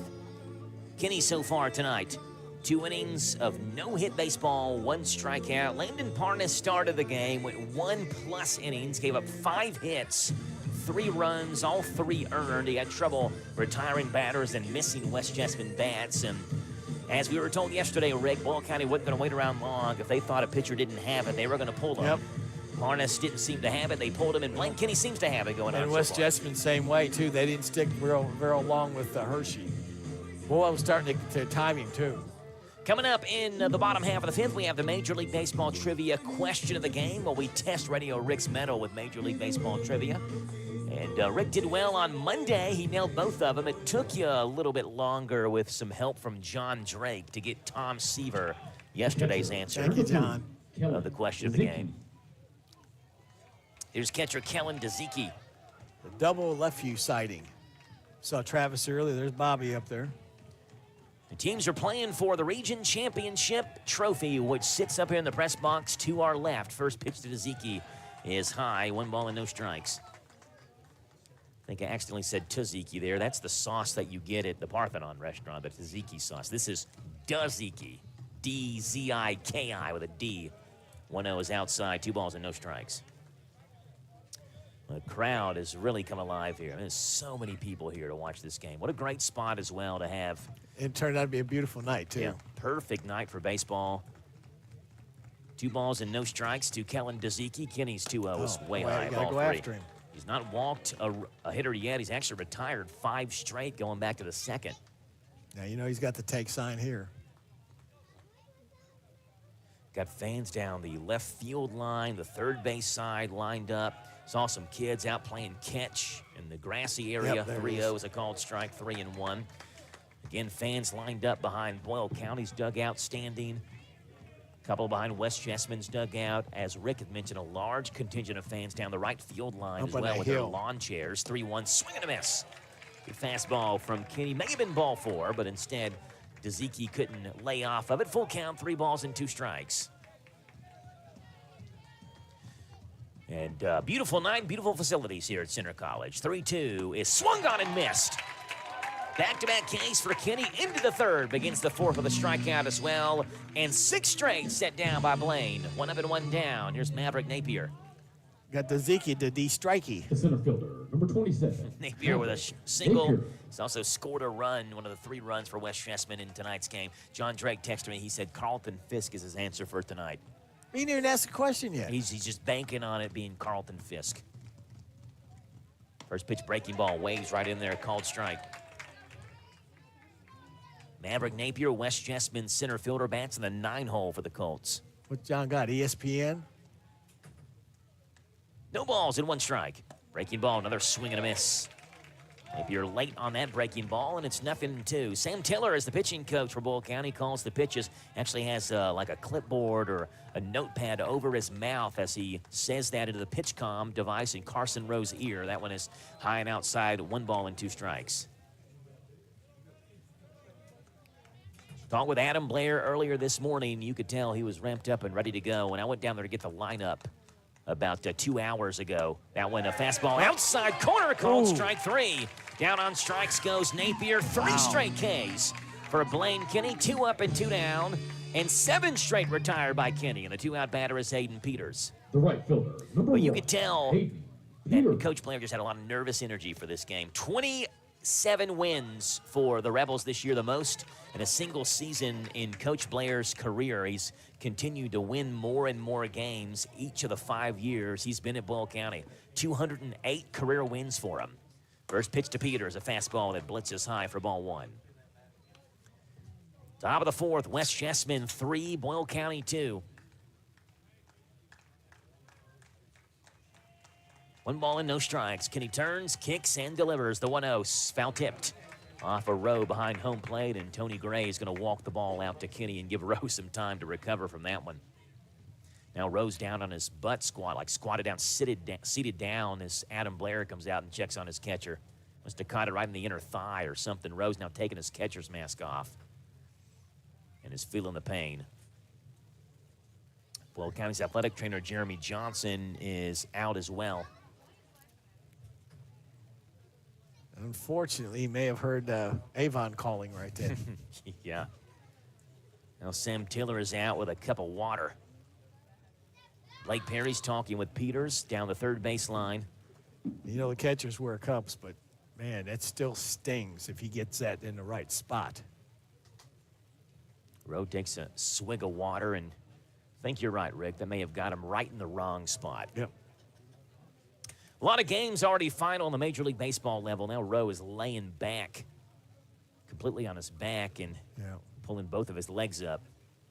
A lot of scores on the Major League Baseball level, a final, including Radio Rick, your Cleveland Guardians are down 4-2 in the bottom of the 8th, scored 5 in the bottom of the 8th on the stinking LA Dodgers. Beat the Dodgers 7-4. Emmanuel Clase with his 11th save of the year for your Cleveland Guardians, Rick. Won their 30th game of the year. Rowe is up. Hayden Peters kind of grinning about it as he goes back and is talking with Carson Rowe, making sure he's okay. Tigers 4, Giants 3 over the last 162 games in Major League Baseball. No one has a better record than the Detroit Tigers, Rick. Nope. Rays 5, Twins nothing, White Sox 9, Mets 4, Brewers 6, Red Sox 5, Astros 5, A's 3. The 1-1 is low to Hayden Peters. The fastball, 2 balls and 1 strike. Pirates beat the D-backs 10-1. Marlins over the Padres 10-8. Orioles and Cardinals just underway in the top of the first.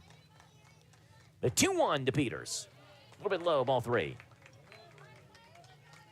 Talk about the Cardinals and Orioles, 2 teams doing the direct opposite of what people thought they would do. The Orioles have already fired their manager. They're 19-35 after making the playoffs last year. The Cardinals, who everybody thought would be atrocious, 31-24, are 7 games over 500. That one's inside, ball 4. Stops a string of 7 straight that Kenny had set down, and Hayden Peters makes his way back over to first base. He's on base for the 2nd time in this championship region game, and here comes Hayden Brock, who's also been on base twice. A walk, a single, he scored a run, he's stolen a base.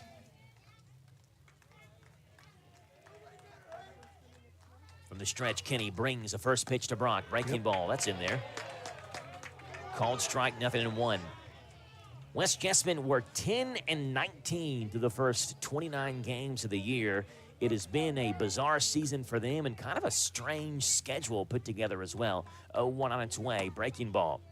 Just a tad high and outside, 1-1. In the first 14 games of the year, West Jessamine played Henry Clay 4 times in the first 14 games. A schedule that's seen 17 games versus top 25 teams this year. Breaking ball over top of Brock's head, 2 balls and 1 strike. Got Jack Mathis joining us in the Hometown Radio Network broadcast booth. Dr. Pepper in his left hand. He won't be going to sleep anytime soon tonight. Oh, he's over there. Luckily, tomorrow's the last day of school. He's actually on your right side, not on your left. Well, Dr. Pepper in his left hand. Fastball outside corner, called strike, 2 balls and 2 strikes. Luckily, last day of school tomorrow. Who needs to sleep on the last day of school? And what's it matter? Got the rest of the summer to catch up on sleep. Count even, 2 balls and 2 strikes. It's 3-2 West. The 2-2 runner goes inside, hit him. Well, you can hear that one on the crowd mic. A fastball that hit Hayden Brock on his left side while Peters was taken off for second. First hit batter of this game to second base, Peters. Brock to first base, 2 on and 2 outs for Ben Hershey. Hershey's one of those guys that if things get tight, you can still bring him in out of the bullpen. Pitched against Boyle County in the game at Rebel Field. Came in a relief appearance, 3 shutout innings against the Rebels back on April the 2nd. First pitch to Hershey is high, ball 1. And then they brought Landon Davis in to close the game out, the final 2 innings in the 6-5 win over Boyle back on April 2nd. Landon struck out all 6 hitters he faced.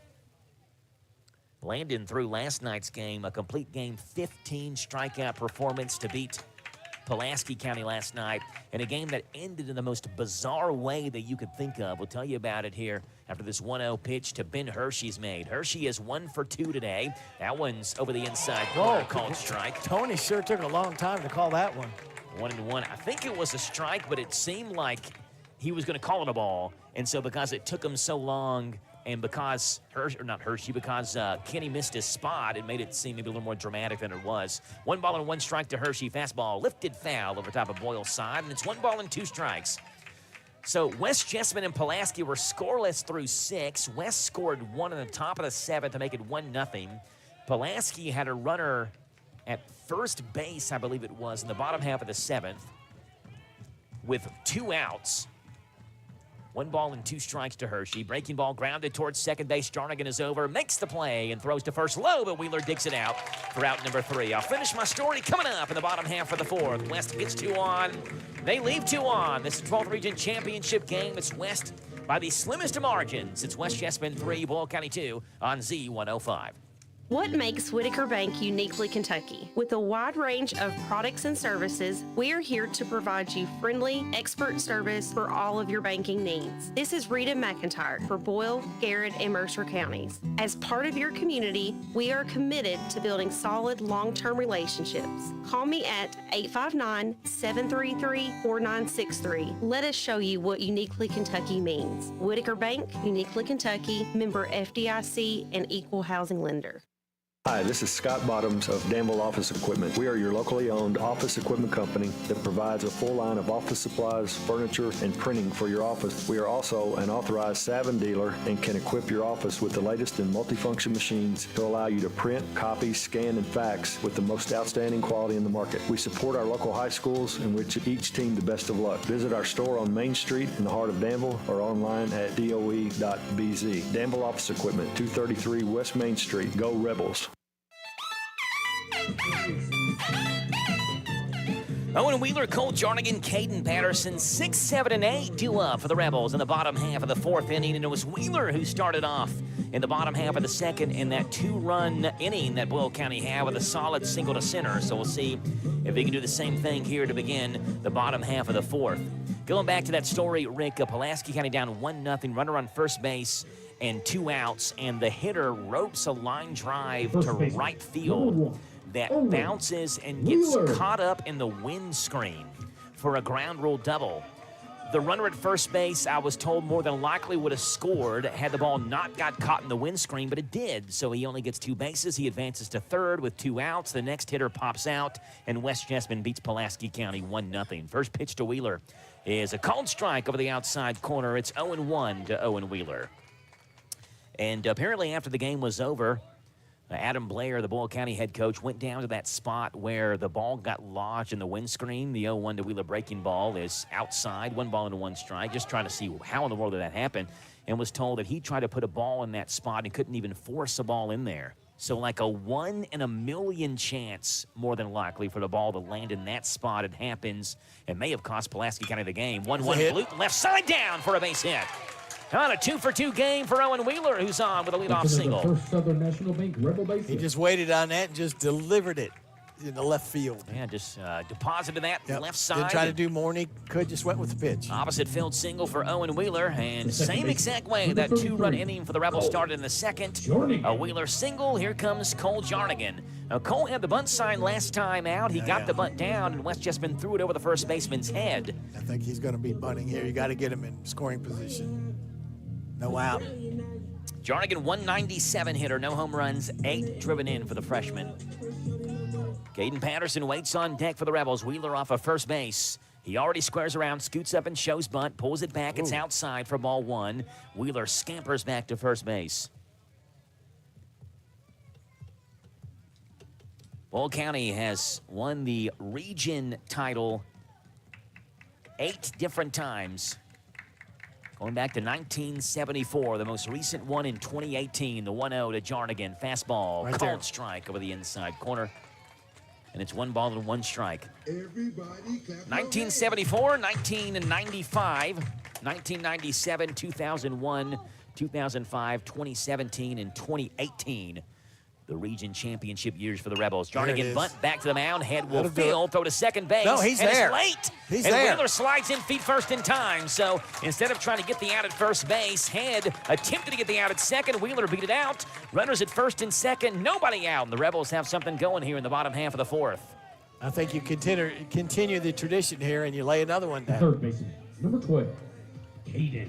Get those both runners there. Nobody out. You got to lay it down here. Yeah, Patterson laid down the bunt last time he was up. Remember, that was the one Jarnigan was on second and didn't run to third. Now, Jarnigan scored anyway on Claunch's double towards right. But I think you're right, Rick. You go back small ball again. Yep, you got to push it around.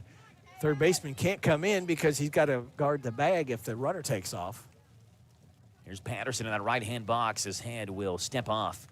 And we've seen West Jessamine have the propensity this game, at least, to have trouble fielding bunts or make wrong decisions when they're making throws. We've seen a throw over first base. We've seen Head now throw it to second base late and let Wheeler and Jarnigan be safe. And now time is called by Dezicki as he goes out and talks with Head. Why do you always see the batters? They take real big, hard, full swings. You never see them practicing bunt.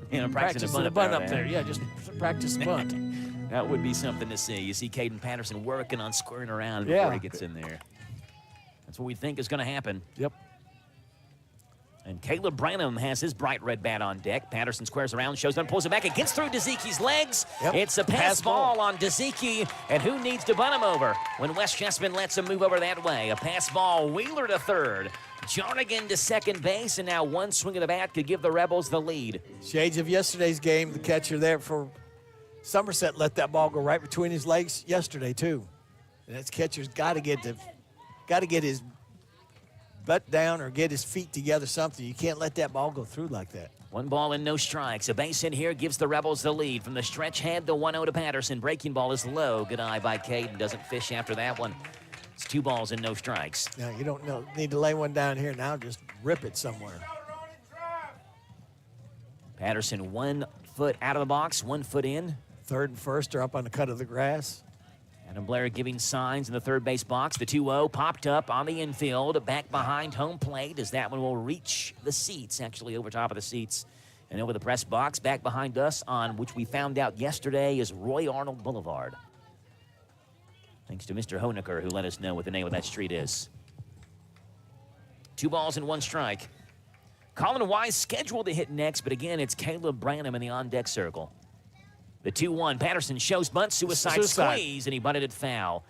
Well, that's how the Rebels took the lead in last night's game versus Somerset, and for Patterson's credit, you have to at least get the bunt down somewhere. You got to hit contact. it. The ball's got to hit the bat there when you got that runner coming down for a suicide again. So Patterson did that, at least kept the runner at third base, Wheeler, alive. If you don't, obviously he's dead to rights coming home. 2 balls and 2 strikes to Caden Patterson.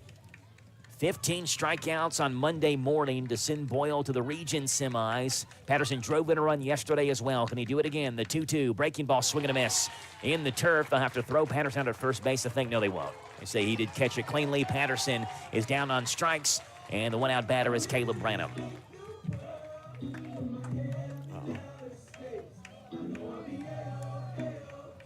Pitching for number 24. Branham wears number 8. Caleb Branham. He's had some big at-bats this year for the Rebels. A 345 hitter, so a luxury to be able to bring him in off the bench at 345 off the bench. And he's easy to recognize. I mentioned he swings a bright red Louisville Slugger bat. Had that triple against Garrett County that ended up being a Little League home run there in that doubleheader at Garrett County back in the middle of April. After the Golden Lions threw it away and Branham scored. The first pitch to Branham is low. Gets away from the catcher. That's going to bring Wheeler home. Know where it's at. We are tied up at 3 on a wild pitch from Jordan Head.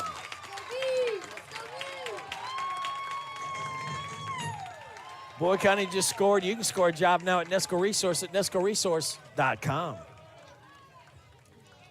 1 ball and no strikes. Jarnigan moves up to third base on that wild pitch from Jordan Head. So now the go-ahead run is 90 feet away here in the bottom half of the 4th. Third baseman Tyler Giles is way in for West Chessman. The 1-0 to Branham inside. Almost hit him. I think it did hit him. Hit him in the arm. It did, yes. A hit by pitch. First one by West Chessman. Will County had one earlier. Now the Colts have one. Branham takes first base, drawing the hit by pitch. And boy, oh boy, is this a situation for West Chessman. A tie game, and Kyler Klotch will dig in. Oh, Mo has really switched to Boyle County. Kyler Klotch a single and an RBI double. He's 2 for 2. What do you do with him here? You got to be careful.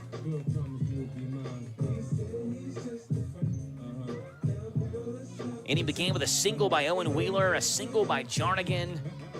Patterson struck out, but Brandon was hit by a pitch. And now runners in the corners and 1 out for a Kyler Klotch, who's 2 for 2.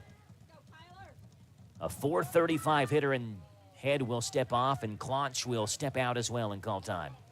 Kicks back in, waves that American flag, stars and stripes bat. First pitch to Klotch. Breaking ball is low. That's a good stop behind home plate right there by Dezicki. 1 ball and no strikes. Now, it's interesting. If Boyle County takes off the runner at first, they may end up walking Claunch. Take the bat out of his hand. I would if they take off, but I think you keep him at first. Branham there does he go. goes. The 1-0 is low and outside. There's no throw down. Branham gets a CC Auto Parts stolen base. And now, Rick, like I said, interesting situation. It's already 2-0 on Claunch. Do you go ahead and put him on, or do you try to get him out and give him something to hit? Ooh.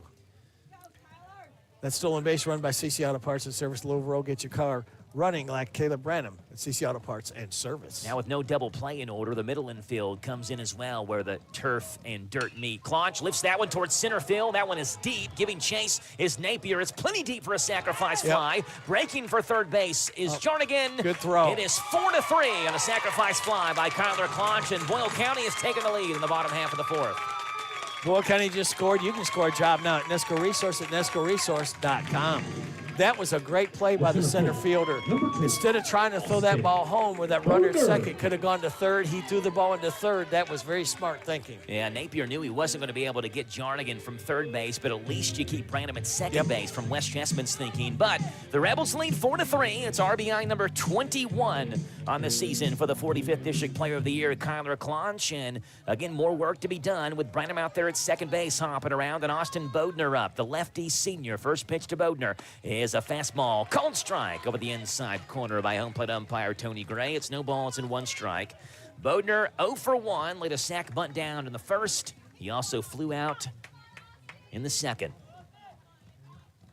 Big at bat here, looking for another run out there at second base. The 0-1 to Bodner. Breaking ball. Wave through it. Something out. Pulled a string on that one, 0-2. Boyle County first 13 games of the year. They were 6-7. They were 3-6 in the first 13 games of the year in games decided by 3 runs or less.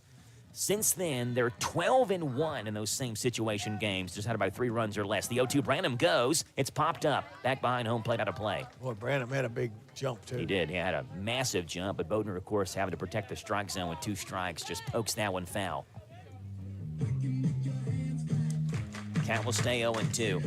It was a rough start to the year, and Adam Blair, every time I had him on the radio, I talk with him every Tuesday morning in the morning show. He was very positive, saying, we just got to keep on hitting and get the big hit. Clutch hit. The clutch hit. That was what evaded Boyle so far in the first 13 games. Runner goes. High and outside. High throw. Third base is a little bit high, and Branham with a head-first slide into third base. It's another CC Auto Parts stolen base for Caleb Branham. He stole second. Now he steals third. That stolen base is run by CC Auto Parts and Service on Louisville Road. Get your car running like Caleb Branham at CC Auto Parts and Service. And the way Head has kind of been bouncing balls up there the last 15, 20 pitchers or so. Branham at third base is a big weapon. Wild pitch pass ball scores him. The 1-2 breaking ball called strike 3. Outside corner, Bodner's down on strikes, but the Rebels strike with 2 runs in the bottom half of the fourth. Kyler Claunch's sacrifice fly, the difference maker so far. It's Boyle County 4, West Chessman 3 after 4 in the 12th Region Championship game on Z105. What does it mean to believe in something, to truly support and get behind it, to be committed and invested in making sure it succeeds and grows? At First Financial Bank, we go beyond banking, providing resources for dreams that matter and giving back to projects that make a difference. As our family grows, our commitment to serve the community grows with it. First Financial Bank, because together, we're better. First Financial Bank, member FDIC. Located in Harrodsburg at the corner of College and Childs. Hi, this is Fred Sizemore with Stewart Powell Ford Mazda here on the Bypass in Danville, where we make buying a vehicle easy. No fast talk, no high-pressure sales, no gimmicks or silly commercials. Just honest deals and a team that takes pride in doing business the right way. For over 75 years, we've built trust by treating our customers like family, offering fair prices and making sure you drive away with confidence. Stop by today and see just how easy it is to do business with us. Come to Stewart Powell, we can do business. Stop in at 225 South Danville Bypass.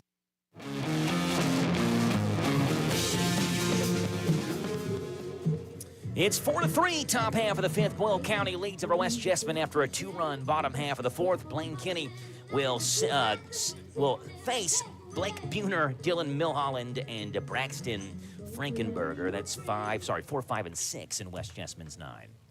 I'd say Caleb Brandon's probably stayed in. He pitch hit for left field Wise to see if he's in left field, maybe.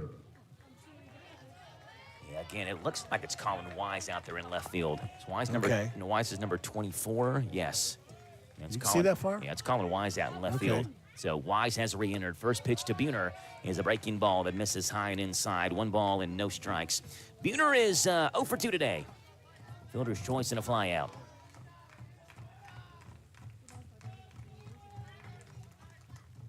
1-0 lifted right-hand side.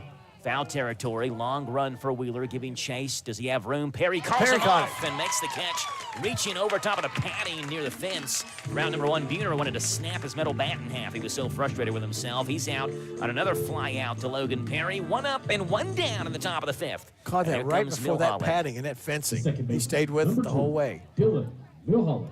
Milholland a single and a ground out. He's 1 for 2 today. Rebels got to find 8 outs with a 4-3 lead and another 1-run game in this 12th region tournament, at least so far. That one's high, 1 ball and no strikes. Again, in this 12th region tournament, 31 runs total scored in the first 6 games played. You add 7 more, so 38 runs through about 6.5 games played now. 1-0 is inside, 2 balls and no strikes. There have been region tournaments played where one team has scored more in a region tournament than the entire field has scored this year. Pitching has been the showcase. The 2 ball, no strike pitch to Milholland. Breaking ball, that's a little bit low and outside for ball 3. It's by far the lowest scoring region tournament up to this point in the last quarter century, and if it stays this way, it's going to be the lowest scoring total in the last 25 years in the Right-Herded scoreboard era on KHSA's website. 3-0 is outside and low, ball 4. Not what Boyle County needed.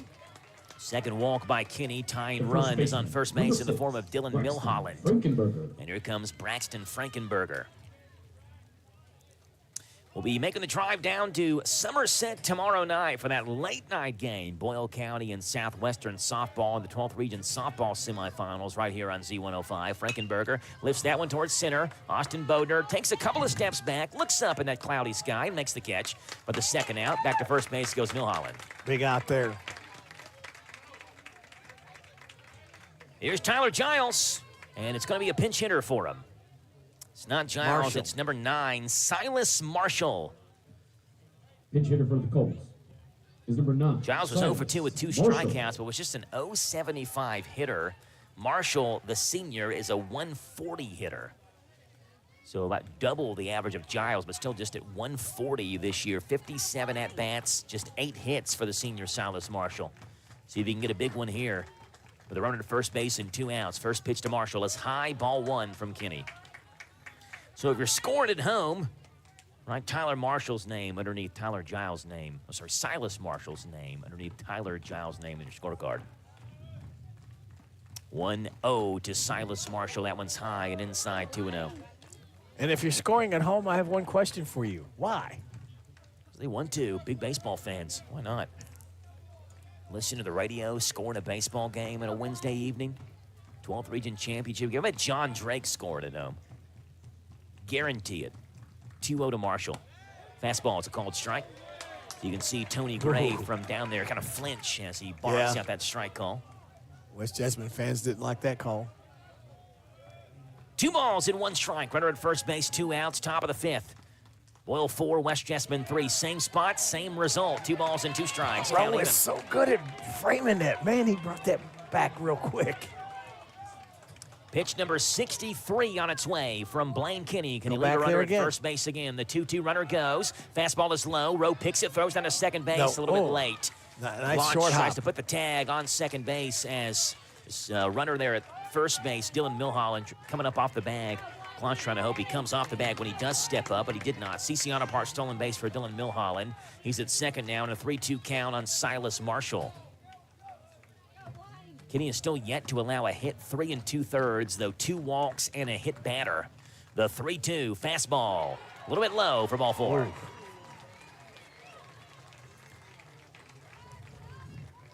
Second walk of the inning, 4th walk of the game for Kinney. Number 3, Kellen Dezicki. And here comes Kellen Dezicki, who was singled and struck out today. He's 1 for 2. Winner of this game plays next Thursday in the state tournament there at Kentucky Proud Park on UK's campus. First pitch fastball, swing and a miss. And right by Dezicki, it's 0-1. 16th region is who the 12th region drew. The 16th region semifinals tonight.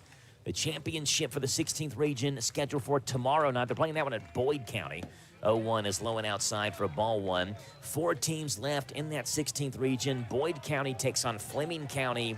Russell High School takes on Rowan County. Again, Boyd County hosting championship game tomorrow night, 6 o'clock at Boyd. 1-1, fastball, high and outside. Ball two. Looking at the favorites for the 16th region, I think Boyd County's probably the favorite. They actually played Raceland in the first round. Both Raceland and Boyd County had won 26 games this year. Boyd County got them in the first round of region. 2 balls and 1 strike. Fastball fouled off the screen. He was right on it, but he fouled it off back behind him. And now Kenny is again 1 pitch away from escaping danger. 2 balls and 2 strikes. And maybe the biggest pitch of the game up to this point. Runners at first and second, 2 outs, top of the 5th. Boyle County 4. West Jessamine 3 from the stretch. Kenny eyes second base. He'll kick, deliver, runner goes towards third. Swing and a miss! Kenny got him swinging at a ball way up in his eyes, and West Jessamine leaves 2 on. No runs, no hits, no errors, 2 left on base. We're through 4.5. It's Boyle 4, West Jessamine 3 on Z105. What kind of tires do we keep at CC Auto? Cooper, Michelin, Nitto, Hankook, Firestone, Bridgestone, Toyo, General, Yokohama, and many more. We've just added the new line of Mastercraft tires, and we are also a Goodyear national account dealer. We keep lawn and garden tires in stock, as well as farm implement tubes and tires. We have a farm service truck to meet the needs of our farmers. Call us at CC Auto today, 734-9515. CC Auto Parts and Service is the difference. We get it. Danville Bike and Footwear is kicking off summer with a store-wide blowout sale May 29th through 31st. Come in and register to win a brand new bike. Looking for great summer deals? They're featuring up to 30% off on all bikes, disc golf discs, and swimwear. Footwear is 20% off and save up to 75% off on all clearance items. Stop in for our 3-day summer blowout sale and register to win a brand new bike. No purchase necessary. Must be 18 years or older to register. Danville Bike and Footwear, where adventure and comfort ride together. Pitching change for West Jessamine. It's Tyler Giles who gets the call from third base of the pitcher's mound. And over to third base by our roster I'm looking at. It's number 44, Drew Harden. Giles on the season has thrown 25 innings, 20 hits, 8 walks, 35 strikeouts, a 3-0 record, a 1.40 ERA. The Rebels want to add more on, but they know if they don't, they at least have a 1-run lead, 6 outs away from a region championship. It's Logan Perry, Ethan Milburn, Carson Rowe, the 3 due up here in the bottom half of the 5th inning. I will say this. What will you say? Whoever's in control of the tunes, they're doing a great job. A little Jimi Hendrix playing. Last inning it was the Allman Brothers Band. Now it's Jimi Hendrix.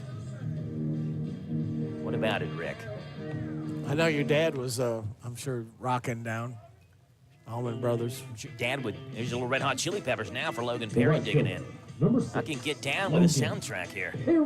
I don't know, between that half inning there, Schartzer and Perry had a little conversation, so I don't know what that was about. They met right down here between third and home. I know earlier Schartzer was not happy when, seemingly not happy. Obviously, we don't know what the conversation was like, but when Blake Perry, a ball flew on the field and Coach Perry tried to throw it back into the bullpen, air melted over the Boyle County bullpen and way out of play. I don't think he purposely did that. No, I don't think so either. He's a pitcher. He just used to throwing the ball hard and tried to get it over the fence. Yeah, it is still just put too much on it. It is still funny, though. First pitch to Logan Perry is a fastball. That's a called strike, 0-1. By the way, let's give a shout-out. Coach Schartzer's parents are listening to us, he said, from J-Town tonight. And listened to us last night as well. No balls and 1 strike to the sophomore Logan Perry, who takes right down the middle, called strike. It's 0-2. I saw Logan's dad before the game and waved at him and overheard part of the conversation saying he didn't sleep at all last night, just a nervous wreck for this game. Brother versus son, the 0-2 is a little bit low. 1 ball and 2 strikes. Close pitch. I made sure to mention in last night's game as well, when Boyle County did not get a 3rd strike call, When Adam Sharter seemed upset, looked like he wanted to turn around and snap a clipboard in two. Made sure to mention that so his parents heard that on the radio. And they actually... Good way to go, Joe. Yeah, they actually did. Usually I'm the one that gets in trouble. They did text him about it, too. They said the radio guy said you wanted to snap a clipboard in half. 1-2, rolled foul. Count stays 1 ball and 2 strikes. Bottom half of the fifth means it's time for the Major League Baseball trivia question of the game.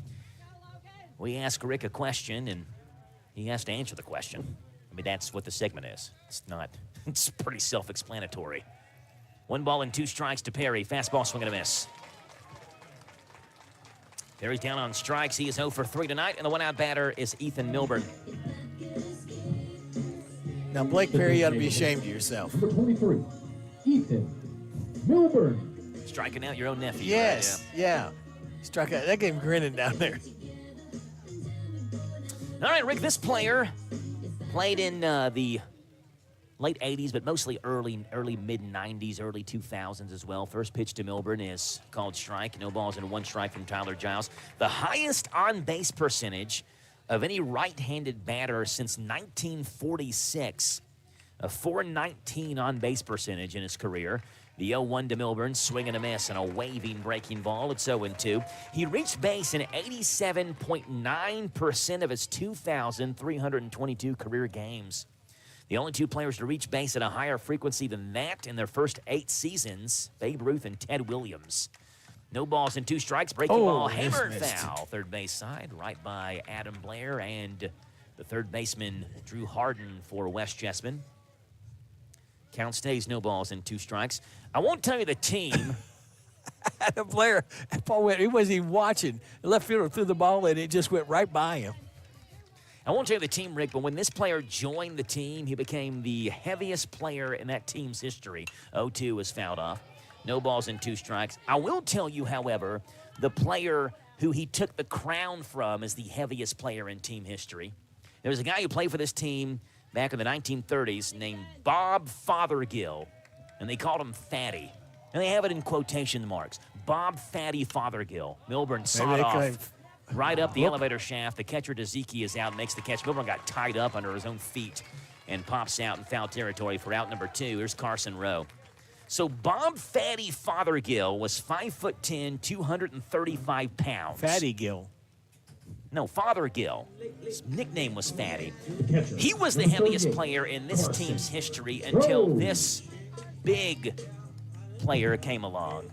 Big player came along. Played in the American League, Rick. The highest on-base percentage for a right-handed hitter since 1946 in a career. First pitch is foul tipped by Carson Rowe. No balls and 1 strike. He also leads his specific team top 10 in WAR. Is the career leader in total WAR, on-base percentage, slugging, runs scored, doubles, home runs, and RBIs in team history. No balls and 1 strike to Rowe. Fastball, chop, third base side. Easy hop for Harden, who jumps, makes the catch, throws to first in time for out number 3. 3 up, 3 down, nothing doing. The Rebels trying to scratch off outs. They need 6 of them to make the state tournament. It's 4-3, Boyle County after 5. The 6 coming your way on Z105. Folks, the Memorial Day sale is going on now through the end of May at Mattresses and More, located in Southland Plaza right next to Ace Hardware. Right now, you save up to 30% off on all new merchandise arriving weekly. That includes mattresses, bedroom suits, living room suits, recliners, and so much more. Again, this Memorial Day sale through the end of May, come in and get it now and save up to 30% off. Also, get 12 months savings cash with your good credit at Mattresses and More, Southland Plaza, Houstonville Road, Danville. Hello, I'm Danya Saylor of Farmers National Bank Stanford Branch. We're excited to support our schools and cheer students on in the classroom and playing fields. We are proud to offer school-themed debit cards. Farmers National Bank, your lifetime bank, member FDIC. Top half of the 6th, it's Boyle County 4, West Jessamine 3, and to add to the drama, it is Logan Perry on the mound for Boyle County to try to polish off the last 6 outs in this region championship game. Logan on the season, just his 4th game he's appeared in. He has thrown just 4 innings, 1 hit, 1 run. It was an unearned run, 3 walks, 5 strikeouts. He will cross the 70-pitch plateau in this outing right here for Boyle County. Number 11, Lucas. 9, 1, and 2 due up for West Jessamine. In right field for Logan is number 11, Lucas Young. So Logan Perry from right field to the pitcher's mound. Blaine Kinney's day is done, and you get a tip of the cap from me for Blaine Kinney with the way he pitched for Boyle County in relief. Lucas Young is in right field. Logan Perry on the mound finishes up his warm-up tosses, and as Rick said, 9, 1, and 2 for West Jessamine. Rick, do you have any guesses on what the answer could be for a Major League Baseball trivia question? Said it was American League player. American League player. Jerry Farmer texted before I narrowed it down to American League and said Tony Gwynn. Tony Gwynn was kind of portly, but only at the end of his career. Yeah. He was pretty fleet-footed to begin his career, so it's not Tony Gwynn. This guy came in and immediately became the heaviest player in his team's history. 448 career home runs for this team as well. Let me ask you this question. Did he have a son that played in the major leagues? He did not. Okay, well, that takes that out of the equation then. He absolutely did not. You were thinking Cecil Fielder, weren't you? because he was huge. He was humongous. First pitch to Maverick Napier. It's a fastball that's outside, ball one. Napier's 1 for 2. Single, a strikeout, looking a run scored. Boyle County's dugout wanted that strike call. Adam Blair takes his helmet off his head, puts it back on. Didn't like the no call from Tony Gray. 1-0. Swing and a miss on a fastball. 1-1. Yeah, Cecil Fielder and Prince Fielder, his son. Yep. Could both hit the ball a mile. Both like to eat. 1 ball and 1 strike as Perry delivers. Fastball is outside, 2-1. I think Prince actually was a vegan, was he not? No, he was a fielder.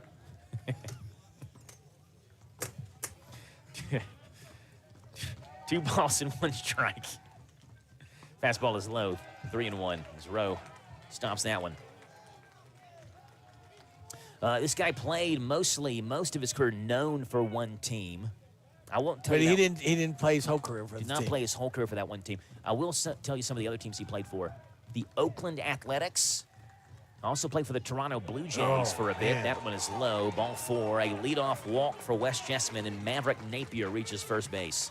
And at 9th batter, you walk him. Yeah, walking a 9-hole hitter. Wow. There's Hayden Peters. Turn the batting order over. What do you think, Rick? Any guesses? Fat boy, 80s and 90s. Well, I don't know if we call him Fat Boy. First pitch to Peters. Shows bunt, pulls it back. Fastball is inside for ball 1. He wasn't like heavy. He was just big and tall. He's not still playing, obviously. He is not still playing. Okay, Hall that of takes Famer. that guy out. 1 ball and no strikes. Runner goes. Bunt shown. Pulled back. It's low. Rowe throws to second somebody base. pick it up. Yep. Went right over Wow. the second base bag, and Cole Jarnigan actually caught it about 5 feet away from second base in shallow right center field. It's now 2 balls and no strikes to Hayden Peters, and Logan Perry's having trouble finding the strike zone right now. And Sam Tiller will call time. We'll walk out to the pitcher's mound, and Adam Schartzer, Boyle County's assistant coach, looked down towards Boyle County's bullpen and kind of gave him the sign to hurry up and get warmed up. I think it's number 4 again, warming up for Boyle. Yeah, it's Andrew Holder still down there getting loose. The Big Daddy, Steve Bertram, guessed Mark McGuire, which was a good guess, Oakland A's, but this guy played for the A's for a brief stint. I don't even know, Rick, if you'd remember him playing for the Oakland A's. McGuire? No, Yeah. this guy playing for the A's, Oh. not McGuire. Okay, I'm just going to give you the answer because I don't want this to take forever. Well, give me another. We're doing half the clue. game with a Major League Trivia question of the game Well, here. give me a clue. I'm Yeah, drawing right. this out I so said he people was could a- be on the edge of their seats trying to guess this thing. I said he was a big player. He played for the White Sox. Big player. Oh. Okay, I mean, big I'm not- player. All right. I'm not even going to give you credit for getting this one right. I mean, once I start giving you the team. You hurt my feelings. You big hurt my feelings, man. Frank Thomas is Frank correct. Thomas. And I'm not happy about it. 2 balls and no strikes. Peter shows bunt. It's inside again. It's ball 3. Man, 3-0. Yeah. Perry's now thrown. 8 pitches, 7 of them for balls. Peters again scoots up. I'm sure he'll pull back. Yeah, he ain't going to swing. 3-0's low, gets by Rowe. It's a wild pitch on Logan Perry to third base. It was Maverick Napier. Hayden Peters walks on 4 straight. Runners on the corners, nobody out. And here's Hayden Brock. And I'm going to predict that Peter's going to be running. The shortstop, number 48. Tiller is out of the dugout, and that's the day for Logan Perry. Well, at least the day on the mound. We assume he's going to go back to right field when Andrew Holder checks into this game to pitch. So Sam Tiller will come out. He's making the pitching changes for the Rebels tonight, and it's Andrew Holder who gets the call from the Boyle County bullpen. Logan Perry comes in, walks 2 batters, runners in the corners, and nobody out. It's Boyle County 4, West Jessamine 3, and the top of the 6th on Z105. Are you looking for a pharmacy that does more than just hand you a prescription in a paper bag? A pharmacist who knows you and your family members on a first-name basis? Thompson's Pharmacy is a family and locally owned independent pharmacy that provide exactly that every day. Thompson's Pharmacy will deliver, package your medicine, and to assist you more, they have a clinic available in the store. Open weekdays 9 till 7 and Saturdays 9 to noon. Thompson's Pharmacy in Harrodsburg, North College Street. What makes Whitaker Bank uniquely Kentucky? With a wide range of products and services, we are here to provide you friendly, expert service for all of your banking needs. This is Rita McIntyre for Boyle, Garrett, and Mercer counties. As part of your community, we are committed to building solid, long-term relationships. Call me at 859-733-4963. Let us show you what uniquely Kentucky means. Whitaker Bank, uniquely Kentucky, member FDIC, and equal housing lender. Logan Perry had trouble finding the strike zone. He came in, he walked a hitter, he threw a wild pitch, he walked a second hitter, and now there are runners at first and third with nobody out. Boyle County still has the lead on the Thompson Service Center scoreboard. It's 4-3 over West Jessamine, but Andrew Holder has tough sledding to try to work through and get these outs on Hayden Brock, Ben Hershey, and Blake Buhner, 2, 3, and 4. Without trying to let any of these runs cross, the Rebels still need 6 outs to win this region championship and need no runs to score here. Runs does score, and it's a tie baseball game. Tough spot for him to come in. First and third, nobody out. You got a 1-run lead. Logan Perry's back in right field, so Lucas Young came in, didn't see any action in right field. Wasn't real happy about coming out either. And was out there for 2 batters, but checks back out. Logan Perry's back out there in right, so it's the same defense that we've seen the entire game for the Rebels. In the outfield, it's Logan Perry, Austin Bodner, and Colin Wise. Across the infield, Patterson at third, Claunch at short, Jarnigan at second, Wheeler at first, and Andrew Holder on the mound throwing to Carson Rowe. Holder on the season, a freshman. This is his 14th game, 11 of those in relief, 27 2/3, 28 hits, 22 runs, 17 earned, 20 walks, 30 strikeouts, a 3-3 record, 2 saves, a 4.30 ERA. The next pitch he throws will be pitch number 531 on the season for him. And the biggest outing of his obviously very young career. He's just a freshman. He'll have a lot more bigger and outings where he's starting certainly in the next couple of years. I don't know about bigger outings because this is the region championship, but certainly more outings to come. And this is a big one to pitch in for Andrew Holder. Runners in the corners. Nobody out. First pitch to Hayden Brock, who's reached base all 3 times. Grounded towards short. Could be 2. Claunch goes to second. 1 there. On to first. 1 there. It's a 6-4-3 double play. The run scores, but Boyle turns 2. On 1 pitch, Andrew Holder wipes the bases clean. The left fielder, number 14. Napier scores from third. The 2-out batter is Ben Hershey. Good play over there by Wheeler at first as well, hanging tough as Jarnigan's throw from second just beat Brock coming down that first baseline. First pitch to Hershey is inside, ball 1. Good decision by Claunch. Your first reaction is try to throw home and get that runner, but he's played enough baseball. You got to get 2 outs. So give up a run. You still got it's still tied. You're not behind anyway. Put it that way. 1-0 called strike 1-1. If it's a tie game and Claunch is drawn in, obviously you're going home. But Yep. They were playing double play depth the entire way, and Holder did what he needed to do on 1 pitch, induced the ground ball. The 1-1 breaking ball, swing and a miss by Hershey. 1 ball and 2 strikes. 6, 7, and 8 coming up for Boyle County in the bottom of the 6th. The Owen Wheeler starting off the inning. Every time he's led off an inning, good things have happened for the Rebels. 1-2. That ball is lifted towards center field. Bodner breaks towards left center. He's got plenty of room and makes the catch. For out number 3, Wes Jessman ties it, but a 6-4-3 double play, an F8 into center. We're through 5.5. It is 4-4 on the Thompson Service Center scoreboard on Z105. Water and electricity, two things that make our lives easier and better. But as valuable as each one is, together they can be deadly. Water is a conductor of electricity, and if you're standing in water or wet while using an electrical appliance, you could be shocked or electrocuted. Keep all electrical appliances away from water and make sure your hands are dry when using appliances. For more information, contact your electric cooperative. And that's Intercounty Energy, a Touchstone Energy cooperative. At Thoroughbred Express in Danville, they provide an unparalleled service experience with top-quality car washes every day. They're all about building lasting, trusting relationships with their customers who always come first. That's why they've crafted the perfect car wash experience, one that their customers will enjoy for years to come. Thoroughbred Express offers special membership packages, and just for $10, your first month is covered. Enjoy unlimited washes at a great price. Visit Thoroughbred Express today, located on Houstonville Road, Danville.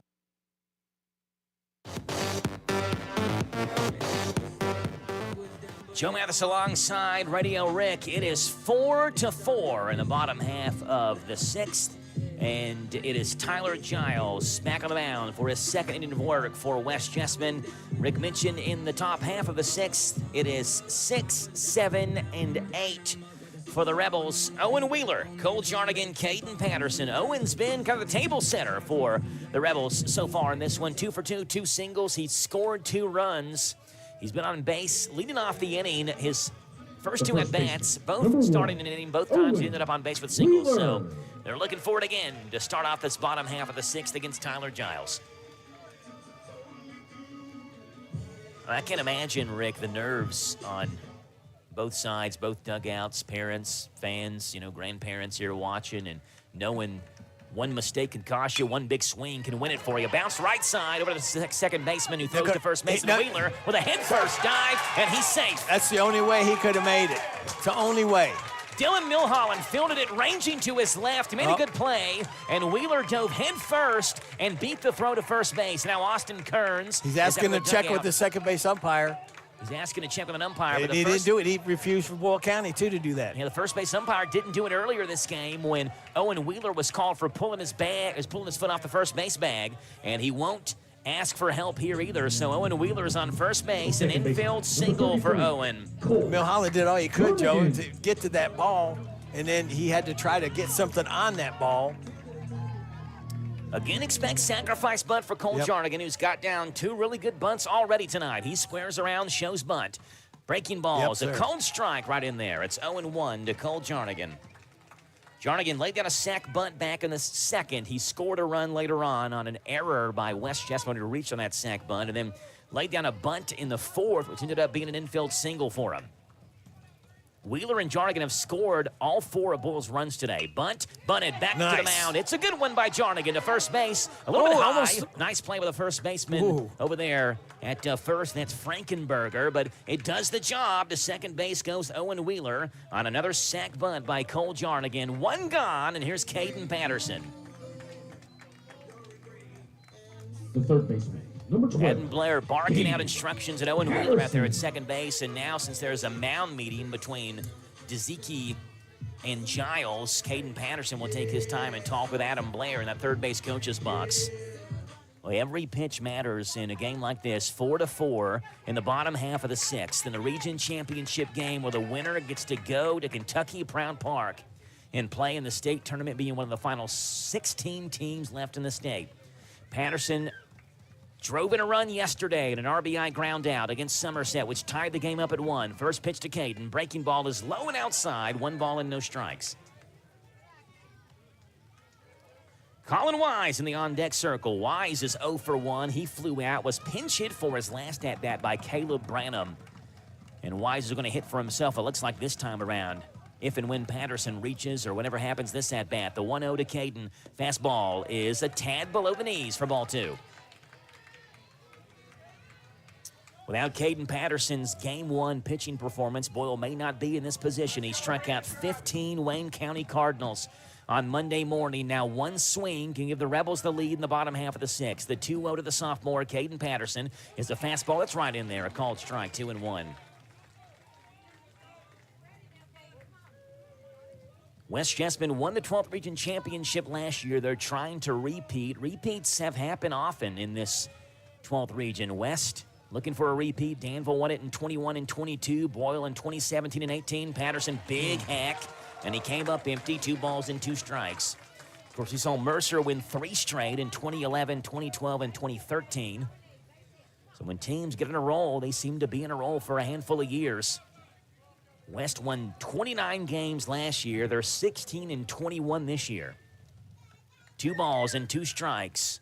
The 2-2 on its way. Patterson fouls it off.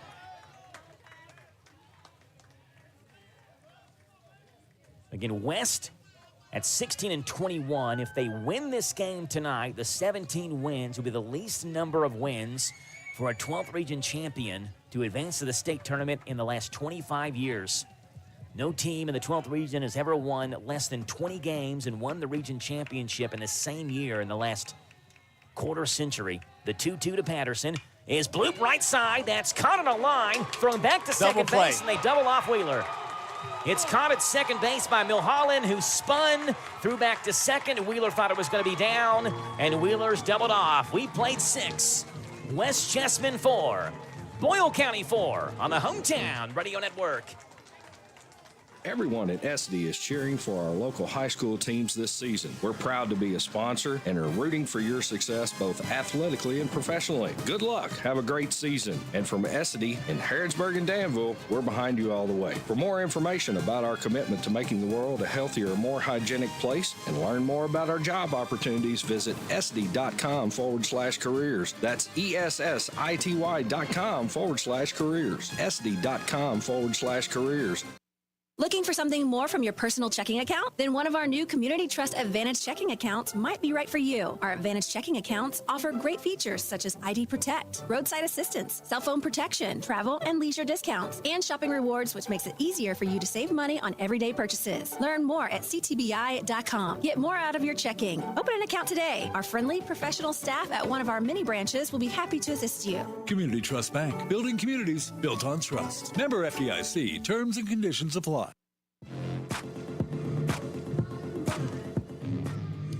West Jessamine beat Lincoln County 6-2 on Monday night. Hayden Peters and Hershey teamed up on that one. Buhner drove in 2, and he hit a home run. The only home run hit in this regional tournament, and it's Blake Buhner who does lead off the top half of the 7th. The middle third in this West Jessamine order, Blake Buhner, Dylan Milholland, and Braxton Frankenberger on the 3-2 up, and it's Andrew Honer who will work the top half of the 7th.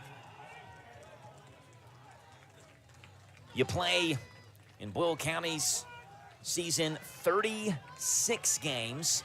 West Jessamine season 35 games, and it comes down to maybe the last inning of the season. First pitch lifted towards center field. Bodner gives chase on his horse near the warning track. Lots of room. Nice catch. He made a diving catch on the warning track, and he robbed Buhner of what would have been at least a double. Austin Bodner on his horse and ran the baseball down. I didn't know if he's going to catch up to it or not, Joe.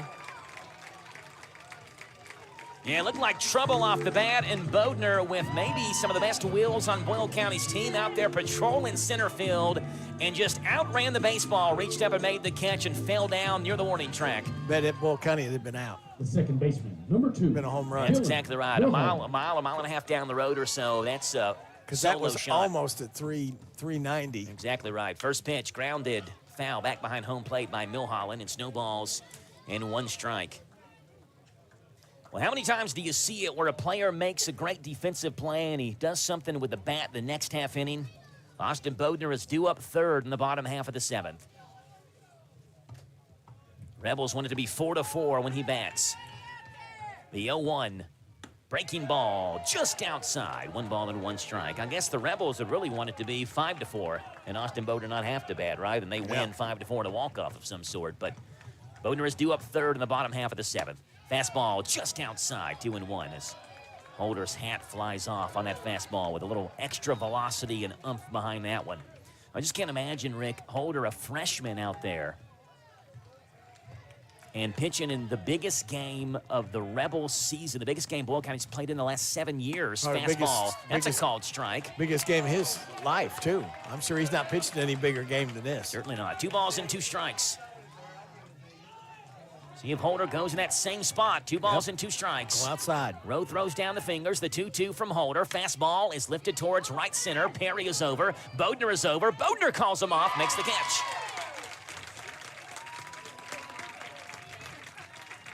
Two up and 2 down, and a couple of Austin Bodner catches. One for the highlight reel, one a little more routine.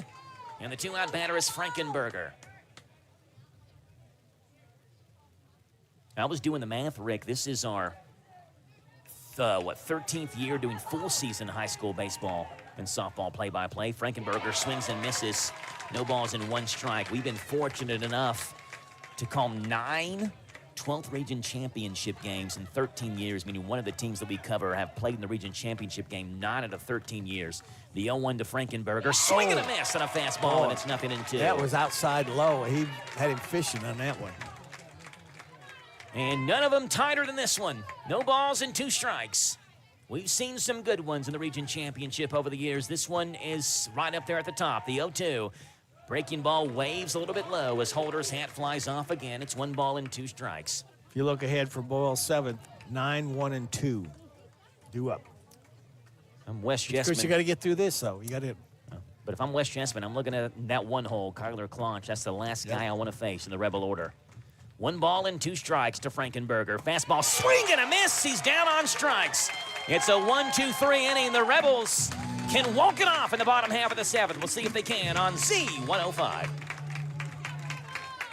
Sutton Pharmacy, friendly service from people you know. Generations of serving our community, immunizations, prescriptions, and so much more. Helpful people, free local delivery, mobile app refills right to your door. Visit SuttonRx.com. Sutton Pharmacy, friendly service from people you know. In Lancaster on Maple Avenue. Hi, it's Daryl, the cigar sommelier and owner of Smokin' Bourbon. I know you guys have been waiting, but the wait is over. We are now open for business. So come on down to Smokin' Bourbon, where you can smoke, sip, and chill. Central Kentucky's newest cigar bar in Danville by the bowling alley in the Greenleaf Shopping Center. This big boss atmosphere is veteran-owned with connoisseur quality cigars and bourbon, creating a social destination. For more information, go to smoke-in-bourbon.com. Now open.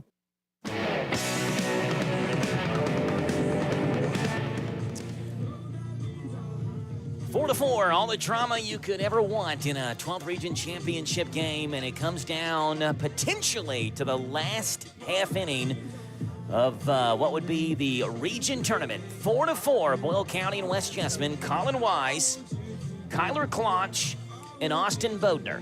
In a game that saw West Jessamine take a 3-0 lead through 1.5 innings. Boyle scored 2 in the bottom half of the 2nd. They took a 4-3 lead in the bottom half of the 4th. Weston scored 1 in the top half of the 6th. Tied it up at 4, and now Colin Wise, Kyler Clonch, and Austin Bodner have a chance to be heroes and send Boyle County Lexington.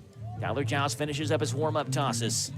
So Colin, in the game against Wayne County on Monday morning, lay down a bunt to begin an inning, which got the kind of the rally started for Boyle County. Coach Blair said it was one that he called from the third base coach's box, but he said he gives Colin the opportunity to make that decision as well, and any of the guys that have speed, if they want to try to lay one down, to try to beat one out. The first baseman, Frankenberger, is playing deep. Third baseman, Harden, is not. First pitch is right down the middle. No bunt shown there by Wise. It's 0-1. Colin Wise has 1 at-bat today. He flew out to center. No balls and 1 strike. That one's low. Picked out of the dirt, out of that turf with crumb rubber popping up after that baseball hits that synthetic turf hitter circle. 1 ball and 1 strike. Been a mix of clouds and sun and a great day for a great game. The 1-1 is off the mitt. Bounces back behind the catcher, Deziki. It's low and outside. 2 balls and 1 strike. The Rebels want a runner on any way they can get him. Boyle County even got a runner on yesterday versus Somerset with a drop third strike. It was Ethan Milburn who reached that way. Anyway, you get him on. The 2-1. Swing and a miss. Ooh. Up high, he's trying to send that ball somewhere. Fastball up near his neck, as Rick said, and way up high out of the zone. 2 balls and 2 strikes, count even. Tyler Giles peers over his glove. The junior will kick and deliver a 2-2 fastball, fouled off. Count stays 2 balls and 2 strikes. Kyler Claunch, the 45th District Player of the Year, one of the top-ranked sophomores in the state, is on deck. All thrown back into play from West Jessamyn's side. There's a lot of fans here catching a really good high school baseball game. In the biggest game of the season, the 2-2 to Wise. Swing and a miss. Helped him out. Breaking ball off the outside corner. Colin Wise could not lay off of it. And the one-out batter is Kyler Claunch. For shortstop, number 3, Kyler Claunch. A single, a double, a sacrifice fly for Kyler Claunch. 435, 4 home runs, 21 driven in. They're signaling the outfield there, what set up for Claunch.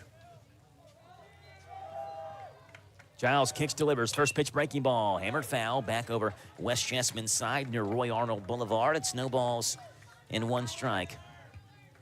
As Kyler's older brother Brayson played for the Rebels last year. Kyler Brayson, big fisherman as well. Loved to hit the water and fish. The 0-1 to Kyler. Right off his jammed. fist. Yeah, jammed him and fouled off, out of play, and now he's down 0-2. Bodner made that spectacular play in center field defensively to begin the top half of the 7th. He waits on deck. 1 out, bottom half of the 7th, and a 4-4 game. Nothing between these 2 teams. The 0-2 to Claunch is high. 1 ball and 2 strikes. A lot of stellar young talent on Boyle County's team. We've talked about Logan Perry, the sophomore. Claunch, a sophomore as well. Holder, a freshman. 1-2, foul tipped into the mitt, and he snuck a fastball by him. Claunch down on strikes. And we'll see if the Rebels have a 2-out rally in him with Austin Bodner, who will dig in. Landon Parnas started this game for Boyle County, struggled a bit with his, not really his command necessarily, but struggled with just missing bats. West Jessamyn hit him around 5 hits. They have not had a hit. West Jessamyn has not since Parnas left the game. First pitch to Bodner, breaking balls, a called strike. It's 0-1. Blaine Kinney, 4 innings of no-hit ball. Logan Perry, through to a couple of batters, was taken out for Andrew Holder, who's thrown now 2 innings of no-hit ball. No balls in 1 strike to Bodner. Breaking ball lifted way up into the sky and way out of play. He was way out in front of it, too, and it's no balls in 2 strikes. 4 runs, 5 hits, 1 error for West. 4 runs, 7 hits, 1 error for the Rebels. As Tyler Giles has thrown 2 2/3. Pitch number 34 on its way to Austin Bodner, and a pitch away from inducing extra innings here in the region championship. The 0-2. Outside corner, called strike 3. 7's not enough. Giles strikes out the side. Let's play extras. It's 4-4 in the region championship on Z105. Hi, this is Jasmine Walters Hubbard, Director of Sales at the Hampton Inn, Holiday Inn Express and Suites, and the coming soon Home 2 Suites, expected to open spring 2026 in Danville. The 3 sister hotels, managed by MKP Management in Lexington, means triple the rooms to host your guest and triple the meeting space to host a meeting or seminar. Rates are always negotiable, so give me a call at 859-516-4720. You can also find us on Facebook. I look forward to talking soon.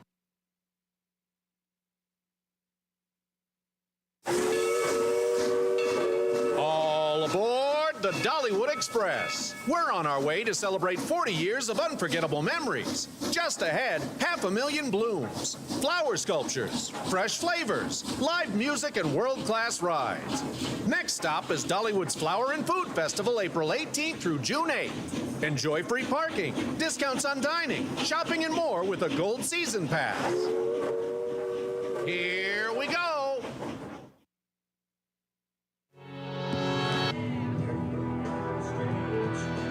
Andrew Holder back on the mound. West Jessamyn sends up 7, 8, and 9 in their 9. in the top half of the 8th inning. Just the second extra inning game between these two teams, this being the 30th time they've matched up since the year 2000, and only 2 of them have gotten into extra innings. The other one, Boyle County beat West Jessamine in the other extra inning game, 2-1 back in the 2019 season, trying to win this extra inning game as well. Bunt shown, pulled back, called strike over the outside corner to Tyler Giles, who is 0 for 2 today. He struck out in the first, struck out in the third. His pinch hitter, Silas Marshall, walked in that spot in the 5th. Bunt shown again by Giles, pulls that one back. It's 1 ball and 1 strike. You can listen to us on Z105, hometownlive.net as well, and also streaming audio live on Facebook. Multiple ways to get this game in the extra inning frame. The 1-1, check swing. And Marshall did not go around off the end of Carson Rowe's catcher's mitt. It's 2 balls and 1 strike. We have fans lined up down the third base line. I mean, like, you just see arms hanging over the top of the fence post. Fence down the third base line into left field. I'm looking over Bull's dugout. 2-1 is hit towards second base. Over top of a leaping Jarnigan. And it gets by Logan Perry. Bounces away from him off that turf. And heading into second base is Giles.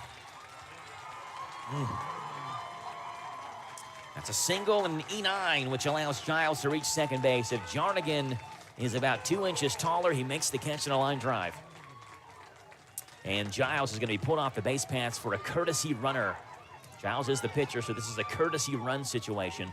And again, no way to tell who that is out there running at second base with the numbers blended in with the jerseys. Gabe Gallus. Do have Gabe Gallus, who will pinch hit for Kelly got a runner. Dezicki. I don't know who it is.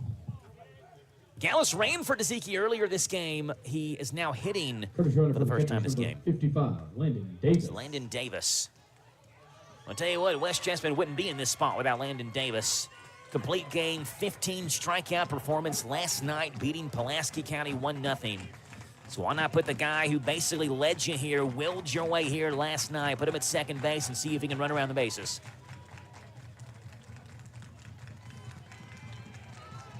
Now see if they lay one down. Gallus, a right-handed hitter. Wears number 19, a junior. Squares around, shows bunt, and bunts it foul off the end of the bat.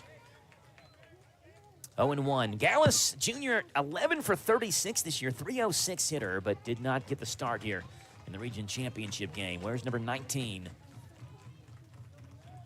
That sliding mitt coming from the back of his right pocket. Wears bright teal and pink batting gloves that clash against that black West Jessamine jersey. The 0-1 breaking ball, that's in there. Called strike by Tony Gray, and appropriately called. 0-2. No signs of wanting to bunt there. Both bullpens are silent. Yeah, it's Holder's game. I don't know who else Bull County would run out there if Holder run into trouble. 0-2 breaking ball, pop foul.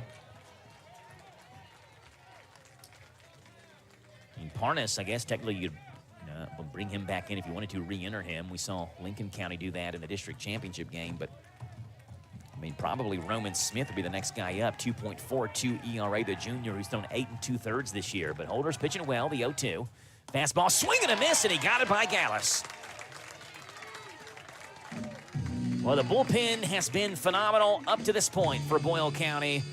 Out number 1 and a big one. Here's Maverick Napier. The center fielder, number 27, Maverick Napier. And Hayden Peters is on deck, and we've said this before, Rick, in this game. This is the guy you want to go after. Yep. See if you can get that second out. First base is open if you do get that second out when Peters trots into that batter's box. 2 1/3, 1 hit, 2 strikeouts for Andrew Holder. You got to believe he's bunting here. Yeah, Number 9 hitter. Wheeler is already in about 10 steps. Now he'll step back and get close to even with the bag. Now he scores around, shows bunt. That one is a tad outside and low from Holder. Ball 1 to Maverick Napier. Napier's had a heck of a day, though, at the plate. He's singled, he's struck out, he's walked, he's scored half of West Jessamine's runs in this one. It's been the bottom of the order that's done a lot of the damage in terms of getting on base and scoring the runs on both sides. The 1-0 squares around again. That's a called strike with a fastball. It's 1-1. Wheeler and Jarnigan in the 6 and 7 hole for Boyle County has scored all 4 of their runs today. And for West Jessamine, you've got Napier, who scored half of them, and DeZekiu scored the other one. 3 of their 4, 1-1. That's a beautiful, beautiful breaking ball by Holder, a called strike, and it's 1 ball and 2 strikes. Inside corner. Maverick Napier, runner at second base, and 1 out, top half of the 8th. The 1 ball, 2 strike pitch from Holder. Swing and a miss. Breaking ball low, out of the zone. Napier could not stop himself. It's a second out. It's a big out. And Hayden Peters will stand in with 2 outs, a runner at second base. Number 1, Hayden Peters. He is a lefty. Hayden Peters is the senior who's at 317. First base is open, but Hayden Brock in the on-deck circle is the leading hitter at 327, so I'm not sure intentional walk is the way to go. No, you got to go after him. Holder fakes a throw back to second base and chases Landon Davis back. First pitch, fastball. That's a called strike. 0-1 the count. Tony Gray's been pretty consistent behind home plate. Not much complaints, I don't think, on either side, really. 0-1. Fastball grounded, right-hand side. Jarnigan over, makes the play, on the run, throws to first, in time for round number 3. Big out. Jarnigan couldn't make the play to begin the 8th. He makes it to end the top of the 8th. 4-4. The Rebels need 1 to advance to Lexington. Back in 1 minute on Z105. Gold prices are climbing, and that means now is the perfect time to turn your unwanted gold into cold hard cash. At B&L Jewelers, we're buying gold every day, whether it's broken chains, single earrings, outdated styles, or old class rings. If it's real gold, we want to see it. Our experienced team will evaluate your items right on the spot and make you a no-pressure offer. You might be surprised at how much your forgotten jewelry is worth. Why let it sit in the drawer when you could be putting money back into your pocket? No appointment needed. Trusted by the community for years. Located in the Danville Manor Shopping Center. B&L Jewelers, where honesty, value, and experience shine. Come see what your gold is really worth today. Love gets better with B&L Jewelers. Give that gift with that personal touch to that person in your life that means so much. It's the perfect way to say, hey baby, I love you, and I need you to love me more. And the perfect diamond to get you to do it's at the B&L Jewelers store. Love gets better with B&L Jewelers.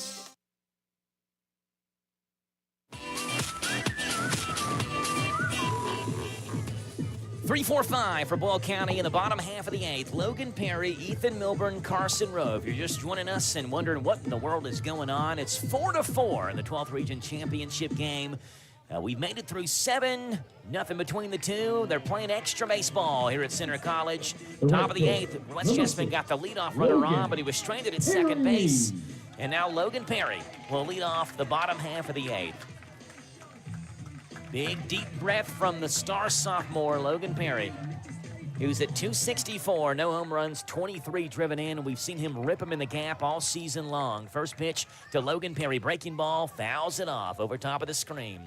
Snowballs in 1 strike. There's not a fan, as they shouldn't have, but not a fan who has left this complex. They have all stayed glued to their seats.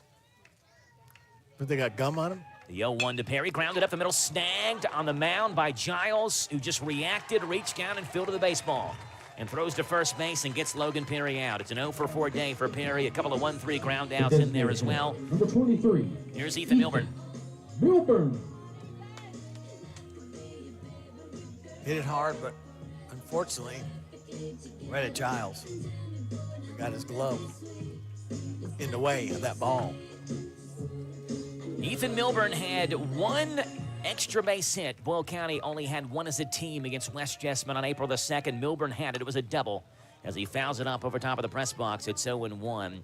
That game back on April the 2nd, Boyle County only had 3 hits in that game, scored 5 runs at the bottom of the 1st. West Jessamine scored 6 in the top half of the 6th and won it 6-5. And 1 extra base hit by the Rebels, 1 by the Colts, and it was Milburn who had that double. The 0-1 swing and a miss.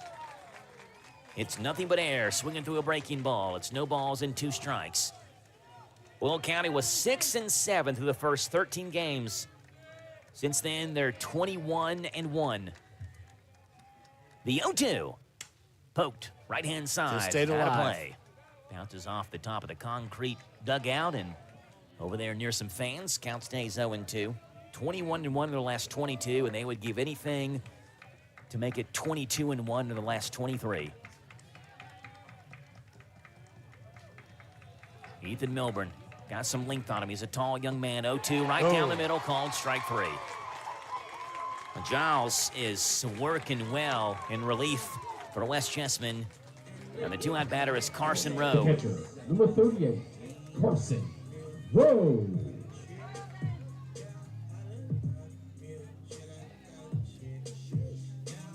Carson Rowe is 0 for 3. Pop out, a fly out, a ground out. Boyle County is not in this situation without Carson Rowe. He had the game-winning sacrifice fly in that tight district semifinal game against Garrett County. See if he can get on base here. First pitch, he sees a breaking ball that misses off the outside corner for ball 1. A pop out, a fly out, and a ground out on Rowe's day. Senior backstop, who's at 239 this year coming into this game. The 1-ball, no strike pitch, that's low. 1-1. It's almost miraculous to find West Jessamine in this spot. 10-19 through the first 29 games. It was May the 14th when Austin Kearns and Blake Perry took the reins. 2-0 is low and outside. 3 balls and no strikes to Carson Rowe. Is that right? I've got 2-1 on my scorecard. This is 3-0 on the scoreboard. Okay. 3 balls and no strikes. Now you know he's not swinging. And I would assume courtesy runner if he gets on base. Ball that 4. one's nowhere near the zone. 4 straight balls to Carson Rowe. Now you run for him, I think. Yeah, Blair's already calling time. He's surveying the Boyle County dugout, seeing who he wants to put in for him. It's Roman Smith. We've seen Roman play in multiple games this year. He's a 207 hitter. He plays third base defensively. And now they're going to ask him to be smart. And just as importantly, be fast. As Roman Smith is on first base. And Owen Wheeler, who's had the hottest bat for the Rebels tonight. 3 for 3 with 3 singles. See if Owen can find a gap somewhere. First pitch to Wheeler. Inside corner, it's a called strike. 0-1. Since Kearns and Perry took over May the 14th, they've won 5 of 6. They've won 4 straight. Their team average is way up in the 6 games they've coached. Wheeler up the middle, through for a base hit. Into center field, Smith goes to second base. Wow. Station to station go the Rebels. Wheeler's got a 4-hit night.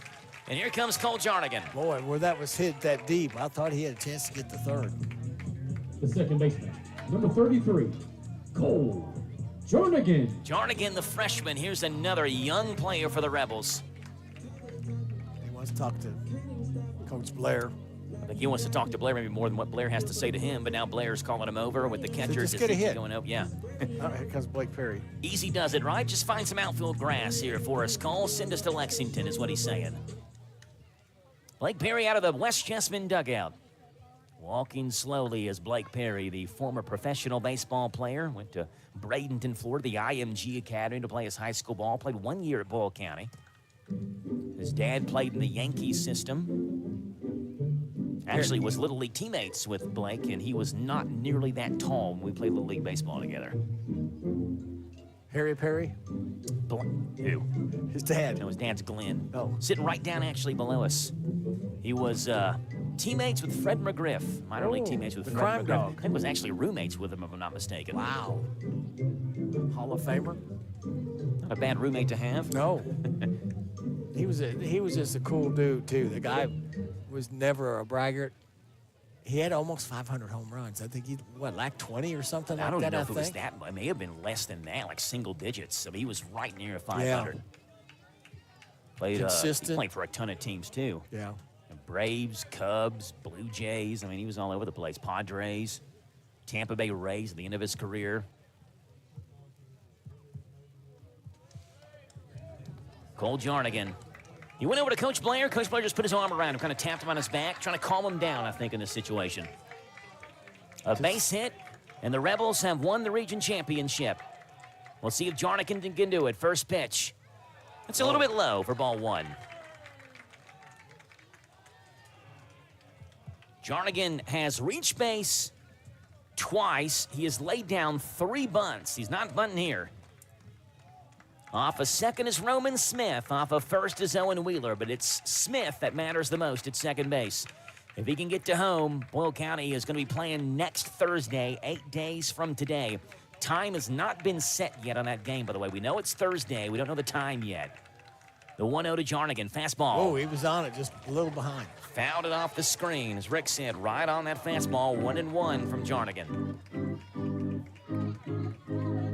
Rebels have played multiple games here at Center College, and Center has been a gracious host in the region semifinals and region championship game. Last night played 2 here, tonight playing 1. 1-1 the count, 2 on, 2 outs. Jarnigan pokes that one right side and foul. Now he's down at a 1-2 hole. Roman Smith was getting it around third base, already touched third by the time Jarnigan turned around and realized it was way foul. You get him protected the plate. That ball was a slow pitch coming in, and he hammered it, but went foul. Everybody clap your hands. 1 ball and 2 strikes.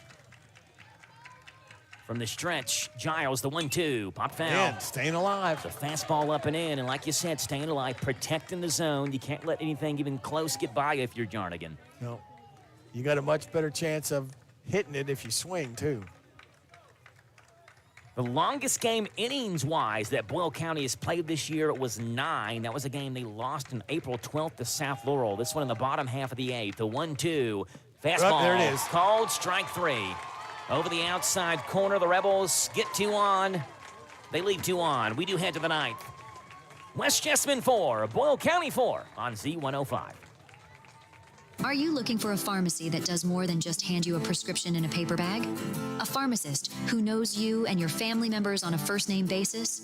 Thompson's Pharmacy is a family and locally owned independent pharmacy that provide exactly that every day. Thompson's Pharmacy will deliver, package your medicine, and to assist you more, they have a clinic available in the store. Open weekdays 9 till 7 and Saturdays 9 to noon. Thompson's Pharmacy in Harrodsburg, North College Street. What makes Whitaker Bank uniquely Kentucky? With a wide range of products and services, we are here to provide you friendly, expert service for all of your banking needs. This is Rita McIntyre for Boyle, Garrett, and Mercer counties. As part of your community, we are committed to building solid, long-term relationships. Call me at 859-733-4963. Let us show you what uniquely Kentucky means. Whitaker Bank, uniquely Kentucky, member FDIC, and equal housing lender. It's the top half of the 9th. West Jessamine 2, 3, and 4 due up in the top of the 9th, now equaling what will be tied with the longest game of the season for Boyle County. And we mentioned they played just 3 extra inning games this year. The longest one, 9 innings, back on April the 12th.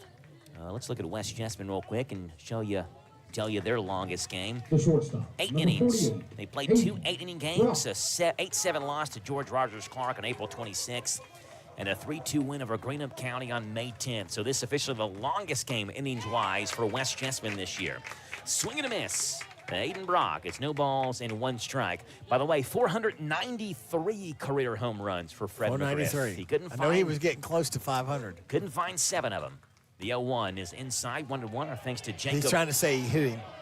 Thanks to Jacob Bryant for looking that Tony answer Gray up. said, no, it didn't. Yeah, it was inside, but not inside enough to make contact with Brock. Austin Kearns is out of the dugout saying we heard it. He's saying he heard it over there.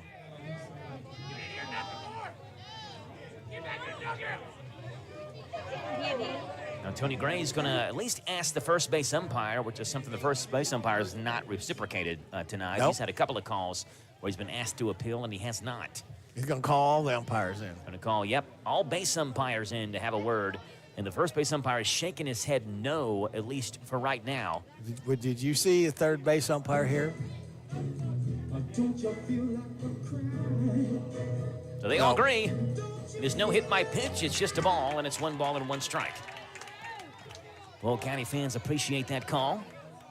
And West Jessamine fans don't. Now look across the landscape of the fans here. Lots of different colored hats representing different teams watching this region championship game. The 1-1 breaking ball. That's a beauty from Andrew Holder, and it's 1 ball and 2 strikes. So look to my left, I see a Pulaski County hat, see Lincoln County hats.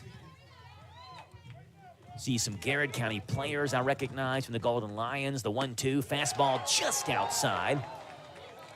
Boyle wanted the spot. They throw their hands up in the air in the Rebel dugout. Didn't get the call, though.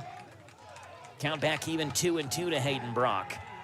The 2-2, swing and miss. In the dirt, they'll have to throw out at first base, and Rowe throws a strike to Wheeler for out number 1.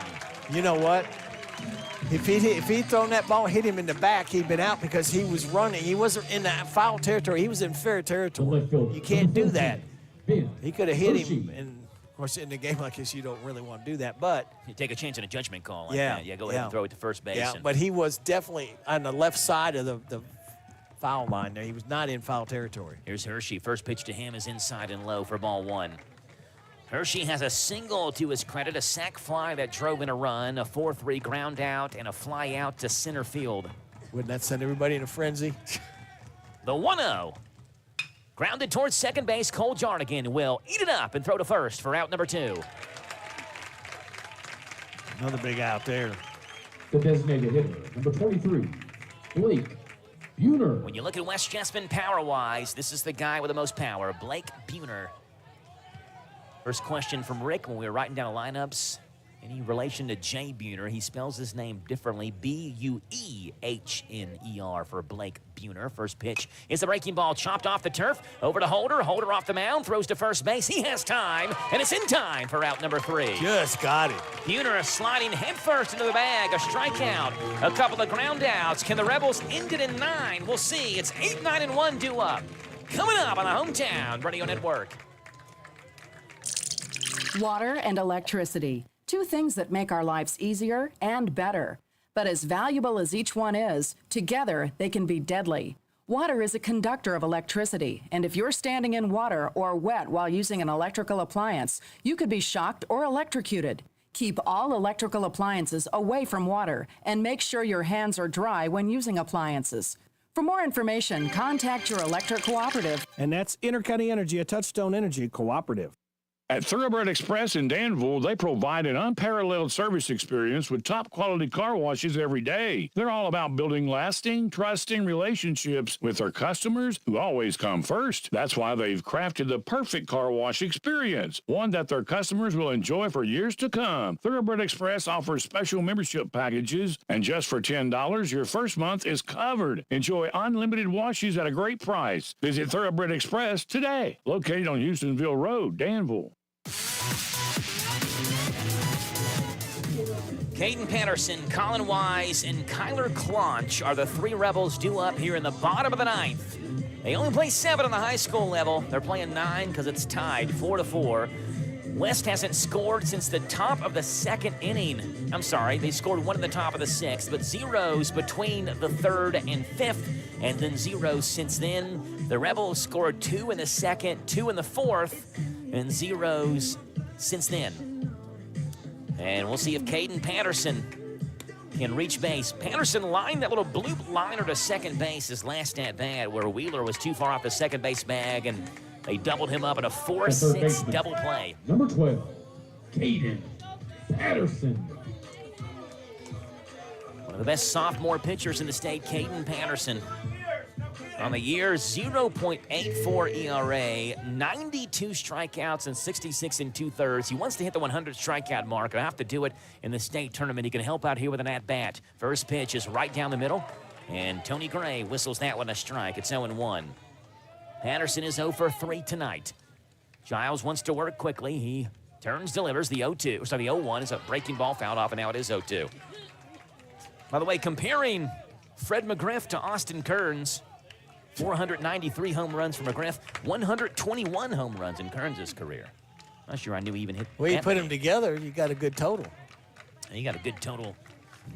Heck, I'd be happy to hit 1 home run in my career. 0-2 to Patterson, fouled off. Right side out of play. I was talking with Austin Kearns before the game began. I walked down to West Chessman's dugout with Blake Perry. I figured, walking down there, I'd at least have a familiar face with me so that they trust me to get their lineup. And talking with Austin Kearns, let me take a picture of the lineup. And I said, hey, I had your rookie card. I still do have your rookie card. He said, you'd have to pay someone to take that from you at this point. No balls and 2 strikes to Patterson. Fastball, high and Just outside. Yep. That's going to draw the ire of West Jasmine fans, but we do sit right behind home plate, and it was high and Just a little, outside. yeah, just a little off the plate. 1 ball and 2 strikes on its way to Caden Patterson. That's right down the middle. Yep. Giles, another strikeout. He struck out 6. And the 1-out batter is Colin Wise. The left fielder, number 24. I think he probably knew exactly what Rookie Carter was talking about, too. When Kearns broke into the league, he was one of the top prospects in baseball, and he had a Topps-traded rookie card that was really popular.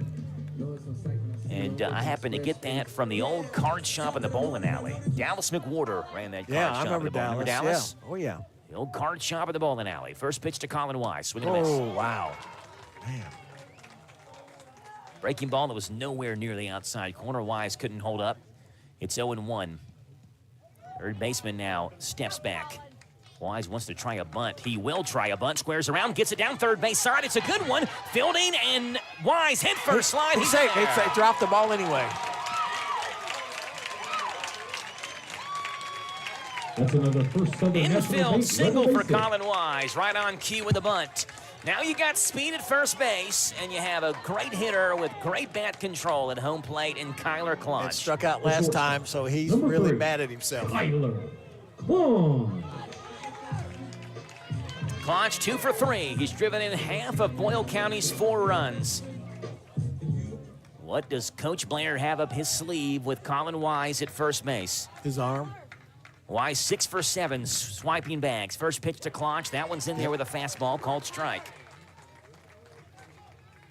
0-1, like Rick mentioned, Klotz did strike out his last at-bat, lifted a sacrifice fly on the 4th, RBI double in the 2nd, a single in the 1st. The 0-1. Klotz swing and a miss. Fastball got by him, 0-2. He was trying to launch it. You know, you want to try to get Wise in scoring position, but if he is thrown out, and almost you wipe out the chance for Klotz to maybe find a gap and track Wise home that way. The 0-2 Wise goes, fastball fouled off. Run and hit. Klotz was jammed on a fastball off the inside corner, but had to swing at it to make sure it wasn't going to be called strike 3.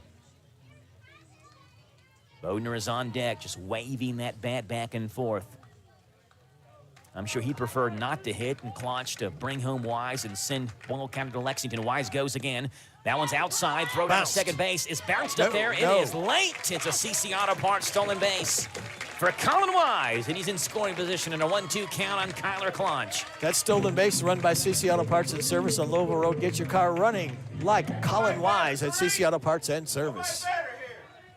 Boy, a base hit, look what that's going to do. This is the guy you want at the plate. 435, 21 driven in for Kyler Klotz. Voted by the coaches as the best player in the 45th district, just a sophomore. The 1-2 popped up right side. Will it stay in play? No, it doesn't look like it. It'll reach the fans. Hits the railing there. On the right field line, yes, so it did hit the fence. Yeah, and hit the stay. railing on the inside here. Adam Schartzer will walk down there near the corner and grab that baseball. The nerves are all over the place here tonight. Nerves? Nerves. Oh, nerves. That's it, a nurse. I mean, you need a nurse. People are such a nervous wreck here. By biting their fingernails down until they bleed. Klotz can send the Rebel fans home happy with Colin Wise at second base. He waves that bat back and forth from the stretch.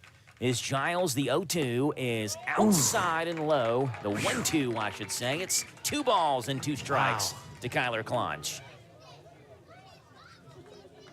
2-2. Wise reached on an infield single. He stole second base. He stands out there at second. The 2-2 from Klotz is high and outside with a breaking ball.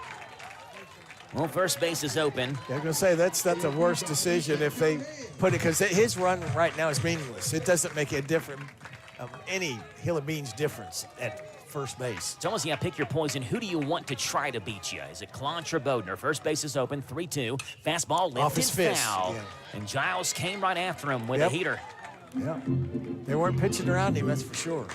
Boy, when you talk about second guessing and Monday Night Quarterback, if he happens to launch one here in the gap, you go back and say, why didn't they walk him? Let Bodner beat you, not Klotz. Full count again, 3-2. On its way to Claunch. Fastball lifted, Again. foul. Again, same result, same spot. And Claunch is going to get a glad hand from Adam Blair. Keep on fouling them off. Find one you like is what Coach Blair's thinking.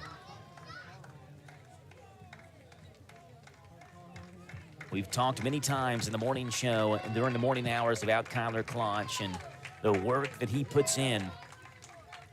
It all comes down to this, a 3-2 pitch to Kyler Claunch again. Fastball Right off his pops fist up on the again. infield, back behind home plate. Yep. No room for Dezeki. It's out of play. He's keeping that ball in his fist so he can't get that barrel around on it.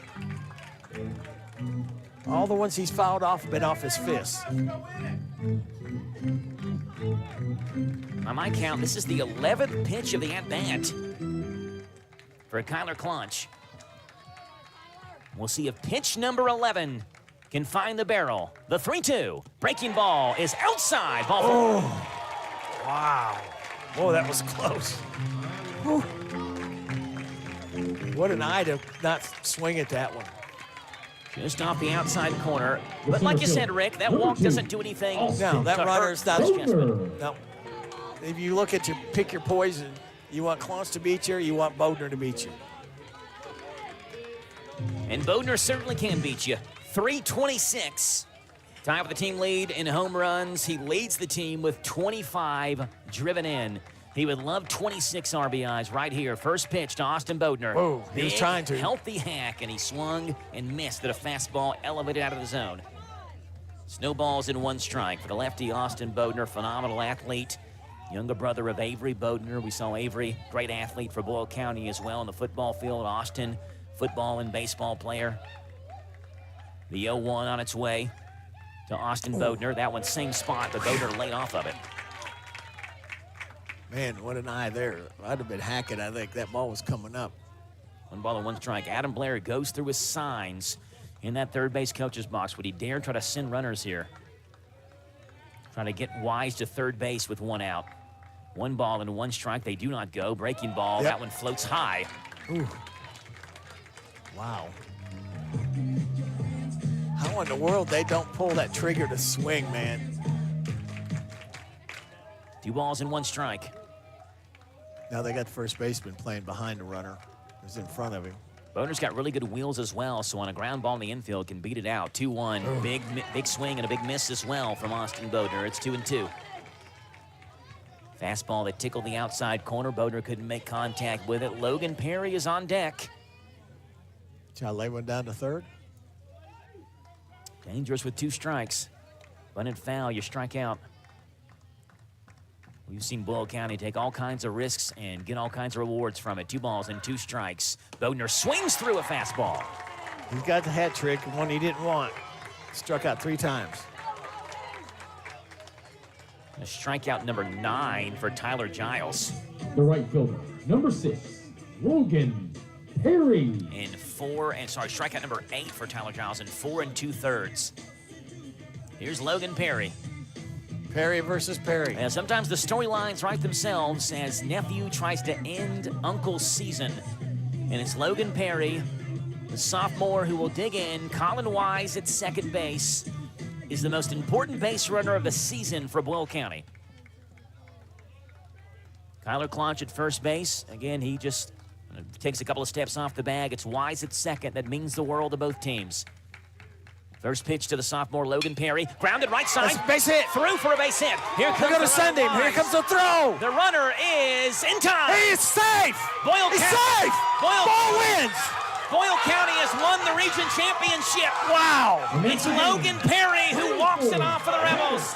It's 5-4 on a ground ball to right field, and Wise beat the throw home. Boyle County has won the region championship for the 9th time in school history. Boyle 5, West Chessman 4. We break it down for you in 3 minutes on your home for Boyle baseball. The 12th region champion Boyle Rebels, Z105. Mike Gay here. Everyone at SD is cheering for our local high school teams this season. We're proud to be a sponsor and are rooting for your success both athletically and professionally. Good luck. Have a great season. And from SD in Harrodsburg and Danville, we're behind you all the way. For more information about our commitment to making the world a healthier, more hygienic place and learn more about our job opportunities, visit sd.com/careers. That's ESSITY.com/careers. sd.com/careers. It's Wednesday, and you know what that means. It's Lee's Famous Recipes 3-Piece Special Day. You get 3 pieces of famous or crispy chicken or famous strips, your choice of 2 sides, and a buttermilk biscuit, all just $8.26 tax included. A savings of almost $2. Catch the Danville Special, a piece of their famous fish, chicken strip, a side of your choice, and buttermilk biscuit for one low price. Lee's caters at 859-236-8777. The best value every Wednesday is a 3-piece chicken dinner for only $8.26. Lee's Famous Recipe in Danville on South 4th. You gotta go with Graceland. Graceland Air. Graceland Air, a local HVAC company, offers a wide range of services and provides each customer with an effective and long-term solution in both heating and air conditioning repair. They're committed to excellence in every aspect, exceptional quality of service, high standard of integrity. You are the basis of their business, and they service all brands. Go online to graceland-ky.com for more information. You gotta go with Graceland. Graceland Air. Serving Boyle County seniors, a gathering place. Our Adult Day Healthcare Services provide independence through assistance for adults with special needs ages 21 and over. Our participants enjoy games, reality orientation, cognitive and physical activities, exercise, music and craft programs, while offering families freedom and peace of mind knowing their loved ones are cared for in a safe, supportive environment. Visit thegatheringplace.org, follow on Facebook and Instagram for more info. Got pain? Curamin is your safe, effective answer. Curamin from Terry Naturally doesn't just mask pain. It gets to the source and stops it. Get results or your money back. Got pain? Get Curamin. On sale now at 25% off only at the Danville Nutrition Center. We are located at 802 South 4th Street in Danville. These statements have not been evaluated by the FDA, and this product is not intended to diagnose, treat, cure, or prevent disease. Curamin is for the use of occasional muscle pain due to exercise or overuse. What makes Whitaker Bank uniquely Kentucky? Our mission is to provide comprehensive banking products and services for our customers and to invest in the Kentucky communities where we live. Whitaker Bank is a reliable partner guiding you towards solid decisions for today's evolving environment and for the challenges you may face tomorrow. We are committed to building long-term relationships with our customers and the communities we serve. Whitaker Bank, uniquely Kentucky, member FDIC, equal housing lender.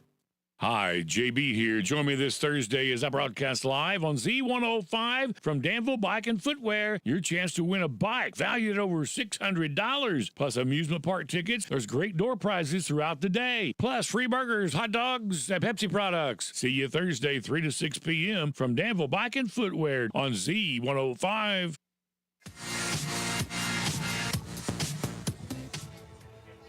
Joe Mathis alongside Radio Rick. It's 5-4. The Rebels are region champs again for the first time since 2018. They'll play next Thursday at University of Kentucky's Kentucky Proud Park, and will take on the winner of the 16th region, who has their semifinals tonight and their championship game scheduled for tomorrow. I got one more piece of business to do, Joe. Go ahead, Rick. Boyle County just scored a win going to the state. You can score a job now at Nesco Resource at nescoresource.com. It was Logan Perry. Got so caught up I didn't get to read that. Logan Perry, the RBI, singled a right to send Boyle County to the state tournament, and we saw them, Rick, in the handshake line, and Blake, his uncle, gave him a huge classy move by Blake Perry. I mean, just wouldn't let go of him. I mean, he was just hugging him. Final score is 5-4. Boyle County, again, region champions for the 9th time in school history. First time since 2018. And you got to credit the bullpen in tonight's game. Landon Parnas didn't have his best stuff starting on the mound, but Boyle County's bullpen fired 8 innings of unearned baseball. They gave up one unearned run, but no earned runs in the 8 innings they threw. Andrew Holder, 4 innings, 1 hit, 4 strikeouts out of the bullpen. Blaine Kinney, 4 innings, 3 walks, 4 strikeouts out of the pen. And Logan Perry, who I'm sure is glad to make up for his couple pitches he threw on the mound where he had trouble throwing strikes, and then ends up getting the last laugh of the RBI walk-off single to right field. Boy, both teams just laid it out on the line here, Joe, and hate to say, I know it's a cliche to say both teams, just you hate to see somebody lose, but, man, clutch hit again. That's what we've been talking about the whole game, the clutch hit. They got the clutch hit from Logan Perry. Final score is Boyle County 5, West Jessamine 4. We'll step aside for 3 minutes, come back, finish up the postgame show right here on Z105.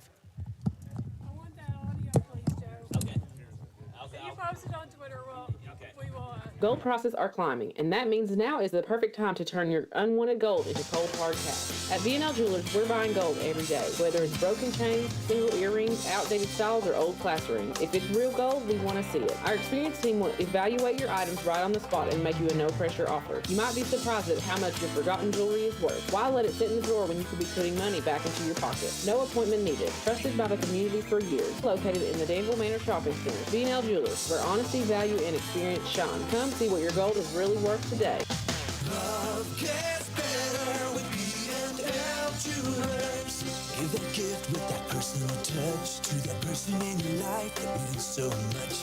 It's the perfect way to say, hey baby, I love you, and I need you to love me more. And the perfect diamond to get you to do it's at the B&L Jewelers store.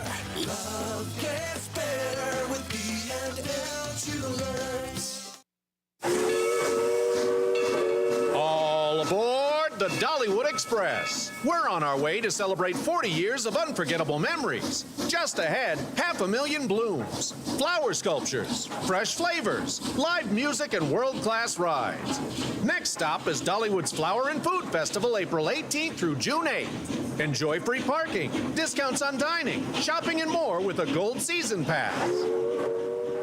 Here we go. It's Wednesday, and you know what that means. It's Lee's Famous Recipes 3-Piece Special Day. You get 3 pieces of famous or crispy chicken or famous strips, your choice of 2 sides, and a buttermilk biscuit, all just $8.26 tax included. A savings of almost $2. Catch the Danville Special, a piece of their famous fish, chicken strip, a side of your choice, and buttermilk biscuit for one low price. Lee's caters at 859-236-8777. The best value every Wednesday is a 3-piece chicken dinner for only $8.26. Lee's Famous Recipe in Danville on South 4th. You gotta go with Graceland. Graceland Air. Graceland Air, a local HVAC company, offers a wide range of services and provides each customer with an effective and long-term solution in both heating and air conditioning repair. They're committed to excellence in every aspect, exceptional quality of service, high standard of integrity. You are the basis of their business, and they service all brands. Go online to graceland-ky.com for more information. You gotta go with Graceland. Graceland Air. Serving Boyle County seniors, a gathering place. Our Adult Day Healthcare Services provide independence through assistance for adults with special needs ages 21 and over. Our participants enjoy games, reality orientation, cognitive and physical activities, exercise, music and craft programs, while offering families freedom and peace of mind knowing their loved ones are cared for in a safe, supportive environment. Visit thegatheringplace.org, follow on Facebook and Instagram for more info.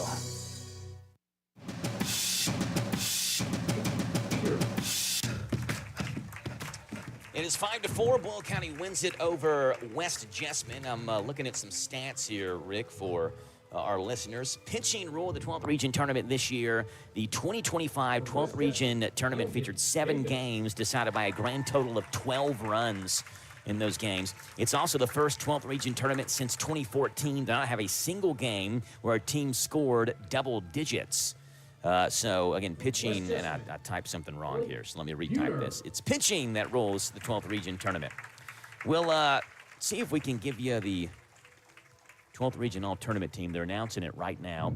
I do know from Boyle County, Kyla Klon. Actually, yeah, just hold the microphone up there. Better than me trying to figure it out. PA announcer saying it right now.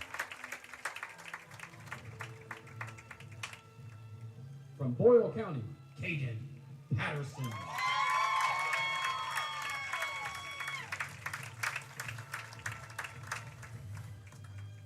From Boyle County, Logan Perry. Look at Blake running out there.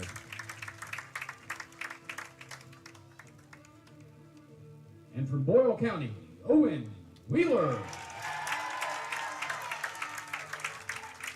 Will County All-Region team, Kyler Klonch, Caden Patterson, Logan Perry, and Owen Wheeler are the three designees named as the 12th Region All-Tournament team members from Boyle County High School. From West Jessamine, it was Landon Davis, Hayden Peters, and Blake Buhner, the three West Jessamine nominees.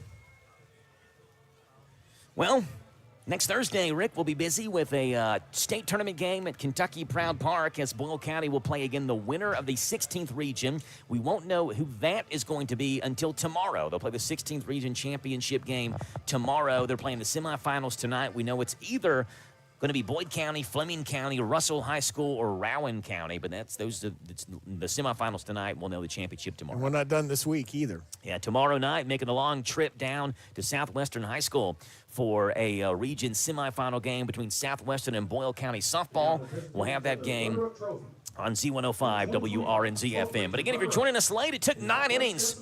Boyle County 5, West Jessamine 4 in extra innings. I have to go back and see the last time a region championship game went into extra innings. And a walk-off hit. And a walk-off single by Logan Perry, the nephew of one of the co-head coaches of West Jessamine, Blake Perry. I mean, again, you couldn't write a better script than that.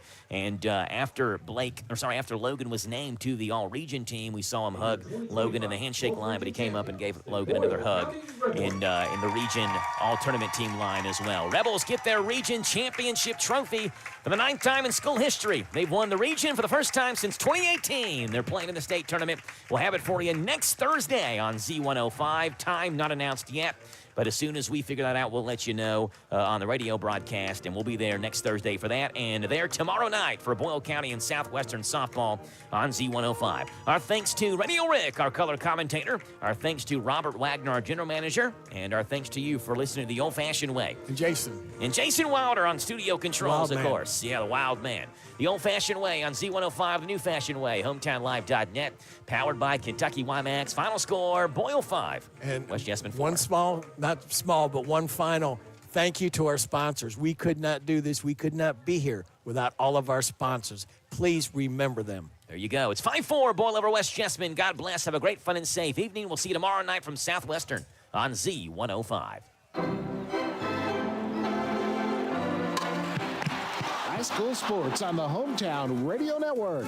Today's game is made possible by these sponsors: Whitaker Bank, Thoroughbred Express Auto Wash, Stewart Powell Ford Mazda, Farmers National Bank, Thompson Service Center in Harrodsburg, CC Auto Parts and Service, Essity, First Financial Bank, Lee's Famous Recipe, Bob Allen Motor Mall, Linda Wilson Realty, Intercounty Energy Cooperative, Morris Baseball Academy, Nesco Resources, Community Trust Bank, Sutton Pharmacy.